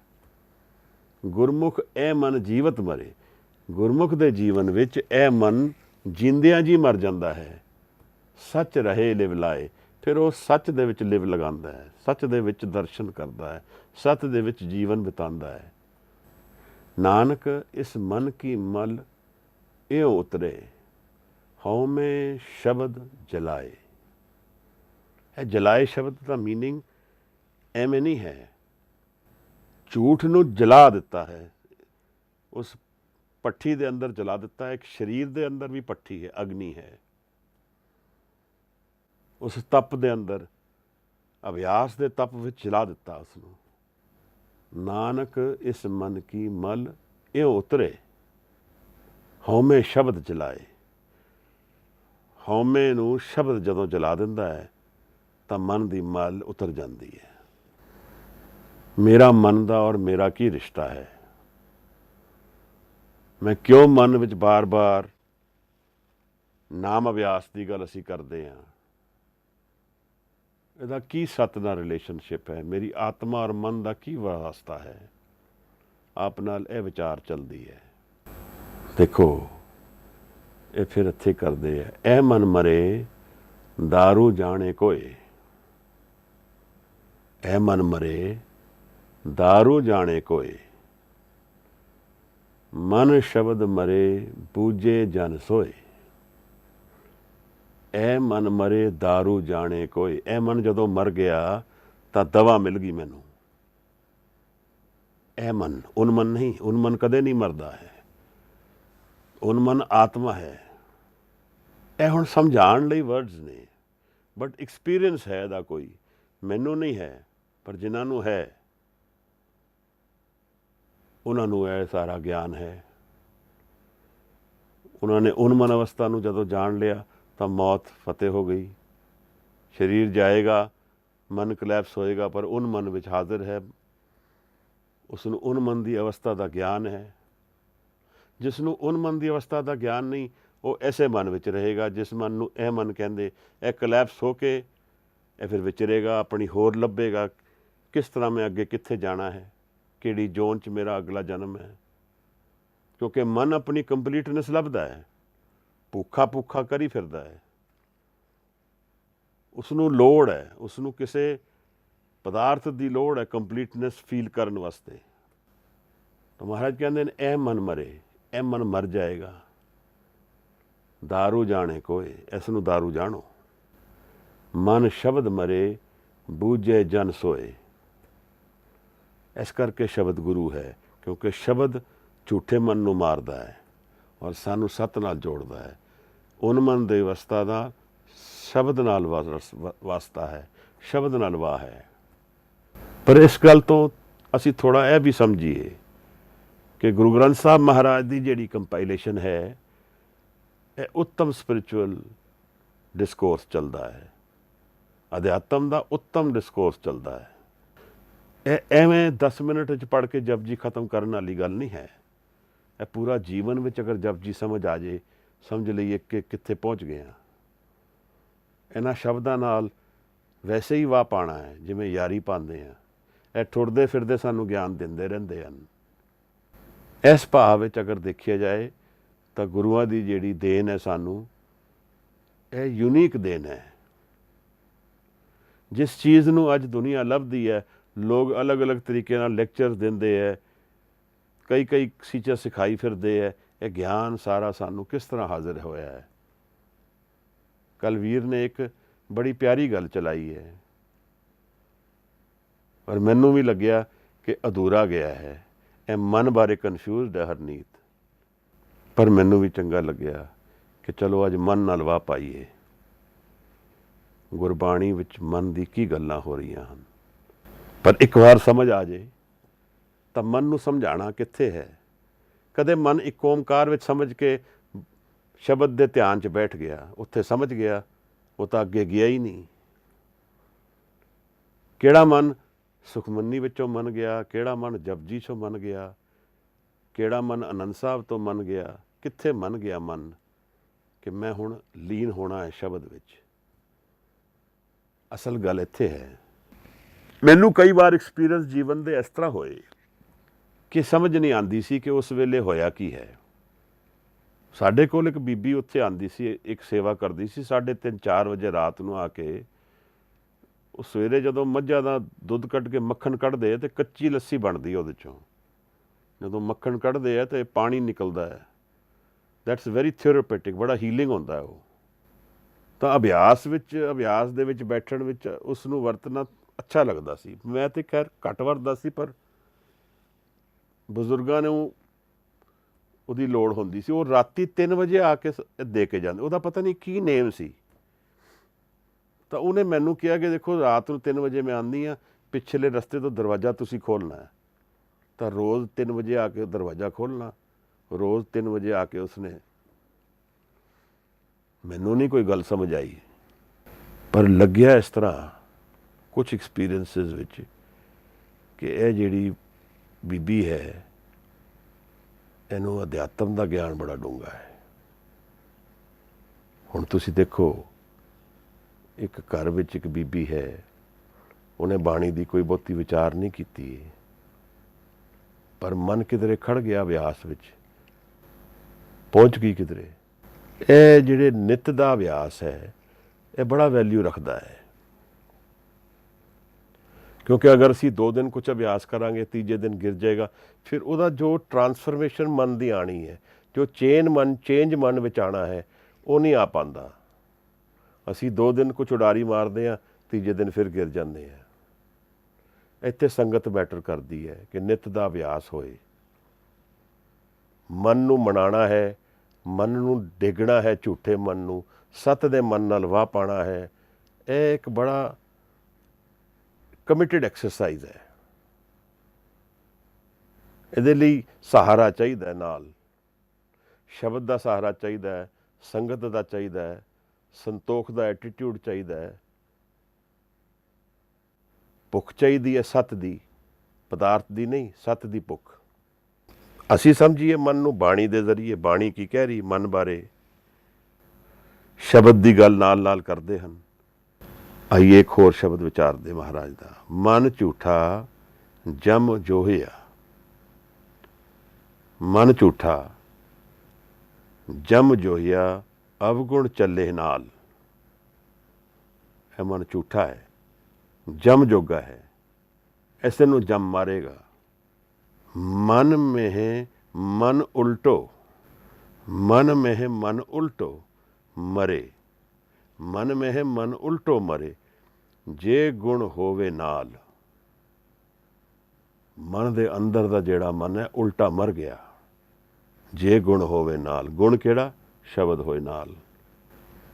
ਮੇਰੀ ਮੇਰੀ ਕਰ ਮੂਏ, ਵਿਣ ਨਾਵੇਂ ਦੁਖ ਭਾਲ। ਗੜ ਮੰਦਰ ਮਹਿਲਾ ਕਹਾ, ਜਿਉ ਬਾਜੀ ਦੀ ਬਾਣ। ਕਹਾਂ ਹਨ ਸਾਰੇ ਮਹਿਲ, ਕਿਹੜੇ ਨੇ, ਕਿਹੜੇ ਮੰਦਰ ਨੇ। ਨਾਨਕ ਸੱਚੇ ਨਾਮ ਵਿਣ, ਝੂਠਾ ਆਵਣ ਜਾਣ। ਸੱਚਾ ਨਾਮ ਮਿਲੇ, ਸ਼ਬਦ ਮਿਲੇ, ਇਹ ਝੂਠੇ ਮਨ ਨੂੰ ਮਾਰੀਏ, ਤਿਆਗੀਏ, ਸੱਚੇ ਮਨ ਵਿੱਚ ਵਸੇ, ਤਾਂ ਮੌਤ ਖਤਮ ਹੋ ਜਾਏਗੀ। ਆਓ ਅੱਗੇ ਦੇਖਦੇ ਹਾਂ ਮਹਾਰਾਜ ਕੀ ਕਹਿੰਦੇ। ਕਰਮ ਹੋਵੇ ਗੁਰ ਕਿਰਪਾ ਕਰੇ, ਨਜ਼ਰ ਹੋਏ ਉਹਦੀ, ਗੁਰੂ ਕਿਰਪਾ ਕਰੇ। ਇਹ ਮਨ ਜਾਗੇ, ਇਸ ਮਨ ਕੀ ਦੁਬਿਧਾ ਮਰੇ। ਹੁਣ ਦੋ ਮਨ ਹੋ ਗਏ। ਇਹ ਮਨ ਜਗ ਗਿਆ, ਇਹ ਮਨ ਸੀ ਪਰ ਉਹ ਜਗ ਗਿਆ। ਜਦੋਂ ਉਹਦੀ ਦੁਬਿਧਾ ਮਰੀ, ਦੁਐਤ ਮਰ ਗਿਆ, ਇਕਾਗਰ ਹੋ ਗਿਆ। ਉਸ ਰਸਤੇ ਵਿੱਚ ਦੋ ਦੀ ਜਗ੍ਹਾ ਨਹੀਂ ਹੈ। ਉਸ ਸੀੜੀ ਵਿੱਚ ਸਿਰਫ ਇੱਕ ਚੜ੍ਹ ਸਕਦਾ ਹੈ, ਇਕਾਗਰ ਮਨ। ਸ਼ਬਦ ਦੇ ਨਾਲ, ਸ਼ਬਦ ਰੂਪੀ ਸੀੜੀ ਵਿੱਚ ਦੋ ਦੀ ਜਗ੍ਹਾ ਨਹੀਂ ਹੈ, ਦੁਐਤ ਨਹੀਂ ਚੱਲ ਸਕਦਾ। ਵਿਚਾਰ ਛੱਡਣੇ ਪੈਣਗੇ, ਵਿਚਾਰ ਹਨ ਦੁਐਤ। ਕਿੰਨੀ ਪਿਆਰੀ ਤਰ੍ਹਾਂ ਸਮਝਾਉਂਦੇ ਹਨ ਮਹਾਰਾਜ। ਮਨ ਸ਼ਬਦ ਮਰੇ ਤਾਂ ਮੁਕਤੋ ਹੋਵੇ। ਮਨ ਸ਼ਬਦ ਮਰੇ ਤਾਂ ਮੁਕਤੋ ਹੋਵੇ, ਹਰ ਚਰਨੀ ਚਿਤ ਲਾਏ। ਸ਼ਬਦ ਦੇ ਨਾਲ ਮਰੇਗਾ, ਪਰ ਫਿਰ ਹਰ ਦੀ ਚਰਨੀ ਨੂੰ ਚਿਤ ਫਿਰ ਵੀ ਹੈ। ਮਨ ਮਰ ਗਿਆ, ਚਿਤ ਫਿਰ ਵੀ ਹੈ। ਇਹ ਗੱਲ ਸਮਝਣੀ ਜ਼ਰੂਰੀ ਹੈ ਕਿ ਹੁਣ ਇਹ ਮਨ, ਉਨਮਨ ਔਰ ਸ਼ਬਦ, ਜਿਸ ਨੂੰ ਗੁਰੂ ਨਾਨਕ ਸਾਹਿਬ ਫਿਰ ਸਾਨੂੰ ਦੱਸਦੇ ਹਨ ਕਿ ਪਵਨ ਅਰਮ ਸਤਿਗੁਰ ਮਤ ਵੇਲਾ, ਸ਼ਬਦ ਗੁਰੂ ਸੁਰਤ ਤੁਨ ਚੇਲ। ਉਸ ਨੂੰ ਸੁਰਤ ਕਹਿਤਾ ਮਹਾਰਾਜ ਨੇ, ਇਕਾਗਰ ਮਨ ਨੂੰ, ਜਿਸ ਨੇ ਉਨ ਮਨ ਦਾ ਐਕਸਪੀਰੀਅੰਸ ਕਰਨਾ ਹੈ। ਜਦੋਂ ਭਗਤ ਕਬੀਰ ਵੀ ਕਹਿੰਦੇ ਨੇ, ਆਪਣੇ ਵਿਚਾਰ ਅਸਵਾਰੀ ਕੀਜੇ, ਸਹਿਜ ਕੇ ਪਾਵੜੇ ਪਗ ਧਰ ਲੀਜੇ। ਇਹ ਵਿਚਾਰ ਕਿਹੜੇ ਨੇ? ਇਕਾਗਰ ਮਨ ਆਪਣਾ ਹੀ ਹੈ। ਸ਼ਬਦ ਵਿਚਾਰ ਸਦਾ ਰੰਗ ਰਾਤੇ, ਹਉਮੈ ਤ੍ਰਿਸ਼ਨਾ ਮਾਰ। ਉਹਦੇ ਰੰਗ ਵਿੱਚ ਸਦਾ ਰਹੇ। ਇੱਕ ਕੰਸਿਸਟੈਂਸੀ ਜੀਵਨ ਵਿੱਚ ਲਿਆਣੀ ਪਏਗੀ ਮੈਨੂੰ ਇੱਕ ਵਾਰ, ਤਾਂ ਕਿ ਮੈਂ ਇਸ ਦੇ ਪਾਰ ਛਾਲ ਮਾਰ ਸਕਾਂ। ਇਹ ਸਾਰੀ ਦੁਨੀਆ ਐਸੇ ਅਵਸਥਾ ਨੂੰ ਲੱਭਦੀ ਹੈ ਜਿਹੜੀ ਸਾਨੂੰ ਗੁਰੂ ਸਾਹਿਬ ਸਮਝਾ ਰਹੇ ਹਨ ਕਿਵੇਂ ਪ੍ਰਾਪਤ ਕਰਨੀ ਹੈ, ਕਿਵੇਂ ਇਸ ਨੂੰ ਜਾਣ ਲੈਣਾ ਹੈ। ਔਰ ਇਹ ਅਵਸਰ ਸਾਡੇ ਕੋਲ ਇਹ ਜੀਵਨ ਦਾ ਹੈ। ਜਿਤਨੇ ਦਿਨ ਇਹ ਜੀਵਨ ਹੈ, ਉਤਨੇ ਦਿਨ ਇਹ ਮਨ ਨੂੰ ਨਾਲ ਸਾਡਾ ਵਾਹ ਹੈ। ਜਦੋਂ ਇੰਦਰੀਆਂ ਵਿੱਚੋਂ ਨਿਕਲ ਗਈਆਂ, ਇਹ ਮਨ ਨਾਲ ਵਾਹ ਖਤਮ ਹੋ ਗਿਆ। ਹੁਣ ਇਹ ਮਨ ਕਲੈਪਸ ਹੋ ਕੇ ਸਾਡੇ ਮਨ ਦੇ ਰੂਪ ਵਿੱਚ ਆ ਗਿਆ। ਹੁਣ ਅਸੀਂ ਉੱਥੇ ਰਵਾਂਗੇ, ਉਸ ਇਹ ਮਨ ਦੀ ਅਵਸਥਾ ਵਿੱਚ ਹੀ ਰਵਾਂਗੇ। ਉਹਦੇ ਹੁਣ ਸੁਧਾਰ 'ਚ ਨਹੀਂ ਕੁਝ ਕਰ ਸਕਦੇ। ਇਹ ਮੇਰੇ ਖਿਆਲ ਭਗਤ ਕਬੀਰ ਦਾ ਸ਼ਬਦ ਹੈ। ਉਨ ਮਨ ਮਨੁਆ ਸੁਨ ਸਮਾਨਾ, ਦੁਬਿਧਾ ਦੁਰਮਤ ਭਾਗੀ। ਉਨ ਮਨ ਮਨੁਆ, ਉਨ ਮਨ ਮਨੁਆ, ਮਨ ਦੀ ਅਵਸਥਾ ਇੱਕ ਉਨ ਮਨ ਹੈ। ਸੁਨ ਸਮਾਨਾ, ਥਾਟਲੈਸ, ਸੁਨ ਸਮਾਨਾ, ਇਕਾਗਰਤਾ। ਦੁਬਿਧਾ ਦੁਰਮਤ ਭਾਗੀ। ਦੁਬਿਧਾ ਵੀ ਗਈ, ਦੁਰਮਤ ਵੀ ਗਈ। ਦੁਐਤ ਵੀ ਗਿਆ, ਥਾਟ ਵੀ ਗਈਆਂ, ਦੁਰਮਤ ਵੀ ਗਈ, ਸਦ ਕਰਮ ਗਏ। It's not so difficult as we think it is. ਇੱਕ ਵਾਰ ਚੱਖਣ ਦੀ ਲੋੜ ਹੈ, ਇੱਕ ਵਾਰ ਇਹਨੂੰ ਟੇਸਟ ਕਰਨ ਦੀ ਲੋੜ ਹੈ, ਇੱਕ ਵਾਰ ਇਸ ਅਭਿਆਸ ਵਿੱਚ ਉਤਰਨ ਦੀ ਲੋੜ ਹੈ, ਇੱਕ ਵਾਰ ਜੀਵਨ ਨੂੰ ਸ਼ਬਦ ਦੇ ਨਾਲ ਢਾਲਣ ਦੀ ਲੋੜ ਹੈ। ਮਹਾਰਾਜ ਸਮਝਾ ਰਹੇ ਹਨ। ਫਿਰ ਭਗਤ ਕਬੀਰ ਕਹਿ ਰਹੇ ਹਨ, ਕਹਿ ਕਬੀਰ ਅਨੁਭਵ ਇੱਕ ਦੇਖਿਓ, ਰਾਮ ਨਾਮ ਲਿਵ ਲਾਗੀ। ਅਨੁਭਵ ਕਹਿੰਦੇ ਨੇ ਐਕਸਪੀਰੀਅੰਸ ਕਰਨਾ ਹੈ ਭਾਈ। ਬਿਨਾਂ ਐਕਸਪੀਰੀਅੰਸ ਦੇ ਕਿਸ ਤਰ੍ਹਾਂ ਹੋਏਗਾ? ਕਹਿ ਕਬੀਰ ਅਨੁਭਵ ਇੱਕ ਦੇਖਿਓ, ਰਾਮ ਨਾਮ ਲਿਵ ਲਾਗੀ। ਜਦੋਂ ਰਾਮ ਨਾਮ ਲਿਵ ਲੱਗ ਗਈ ਤਾਂ ਸਾਨੂੰ ਅਨੁਭਵ ਹੋ ਗਿਆ। ਇਹ ਗੱਲਾਂ ਨਹੀਂ ਰਹਿ ਗਈਆਂ। ਫਿਰ ਬੜੀ ਡੂੰਘੀ ਖੇਡ ਹੈ ਮਨ ਦੀ। ਅੱਜ ਥੋੜ੍ਹਾ ਜਿਹਾ ਸੁਣਿਆ ਦਾ ਸ਼ਬਦ ਨਾ ਵਿਚਾਰ ਕੇ ਐਸੇ ਨਾਲ ਰਹਿਣ ਦੇਈਏ। ਮੈਨੂੰ ਲੱਗਦਾ ਥੋੜ੍ਹਾ ਜਿਹਾ ਮਨ ਦੇ ਵਿੱਚ ਹੀ ਮਨ ਨੂੰ ਜਾਣਨ ਨੂੰ ਸਮਝ ਲਈਏ, ਡਿਸਟਰੈਕਟ ਨਾ ਹੋਈਏ। ਵੈਸੇ ਤਾਂ ਬੜਾ ਡੂੰਘਾ ਸ਼ਬਦ ਹੈ। ਮਨ ਸ਼ਬਦ 4-5 ਹਜ਼ਾਰ ਵਾਰੀ ਆਇਆ ਹੈ। ਬੜੇ ਵੱਖਰੇ ਤਰੀਕੇ ਨਾਲ ਮਨ ਵਰਤਿਆ ਗਿਆ ਹੈ। ਅਗਰ ਪੂਰੀ ਸਟੱਡੀ ਕਰਕੇ ਗੁਰਬਾਣੀ ਦੀ ਫਿਰ ਗੱਲ ਕੀਤੀ ਜਾਏ ਤਾਂ ਬਹੁਤ ਨਿਖਾਰ ਕੇ ਗੱਲ ਹੋ ਸਕਦੀ ਹੈ, ਪਰ ਬੜਾ ਟਾਈਮ ਲੱਗੇਗਾ। ਪਰ ਇੰਟਰਸਟਿੰਗ ਹੈ, ਕਿਸੇ ਵੇਲੇ ਕਰਨਾ ਚਾਹੀਦਾ ਹੈ। ਇੱਕ ਵੀਰ, ਬੜੇ ਪਿਆਰੇ ਵੀਰ ਨੇ ਸਾਡੇ, ਉਹਨਾਂ ਨਾਲ ਜਦੋਂ ਉਨਮਨ ਦੀ ਵਿਚਾਰ ਹੋਈ ਤਾਂ ਉਹਨਾਂ ਨੇ ਮੇਰੇ ਨਾਲ ਸ਼ੇਅਰ ਕੀਤਾ ਕਿ ਇਹ ਉਨਮਨ ਨੂੰ ਮੈਂ ਨਹੀਂ ਜਾਣਦਾ, ਇਹਦਾ ਮਤਲਬ ਕੀ ਹੈ। ਇਹ ਗੱਲ ਹੈ ਹੀ ਇਹੋ ਜਿਹੀ। ਇਹ ਐਕਸਪੀਰੀਐਂਸ਼ੀਅਲ ਗੱਲ ਹੈ। ਸ਼ਬਦ ਨਾਲ ਕਿਵੇਂ ਉਨਮਨ ਨੂੰ ਜਾਣਾਂਗੇ? ਪਰ ਗੁਰਬਾਣੀ ਵਿੱਚ ਉਨਮਨ ਦੀ ਗੱਲ ਦੀ ਅਵਸਥਾ ਬਾਰ-ਬਾਰ ਕਰਦੇ ਨੇ, ਐਕਸਪਲੇਨ ਕਰਨ ਦੀ ਕੋਸ਼ਿਸ਼ ਕਰਦੇ ਨੇ, ਸਾਡੇ ਮਨ ਨੂੰ ਸਮਝਾਉਣ ਦੀ ਕੋਸ਼ਿਸ਼ ਕਰਦੇ ਨੇ ਕਿਸ ਪਾਸੇ ਜਾਣਾ ਹੈ, ਕਿਉਂਕਿ ਇਹ ਪਰਉਪਕਾਰੀ ਲੋਕ ਨੇ। ਇਹਨਾਂ ਨੇ ਆਪਣਾ ਐਕਸਪੀਰੀਅੰਸ ਸ਼ੇਅਰ ਕੀਤਾ ਹੈ। ਅਗਰ ਆਪ ਕੋਈ ਹੋਰ ਵਿਚਾਰ ਕਰਨਾ ਚਾਹੋ, ਕੁਝ ਹੋਰ ਪ੍ਰਸ਼ਨ ਹੋਣ, ਮਨ ਬਾਰੇ ਕੋਈ ਗੱਲ ਹੋਏ ਤਾਂ ਆਪ ਜ਼ਰੂਰ ਕਰੀਏ।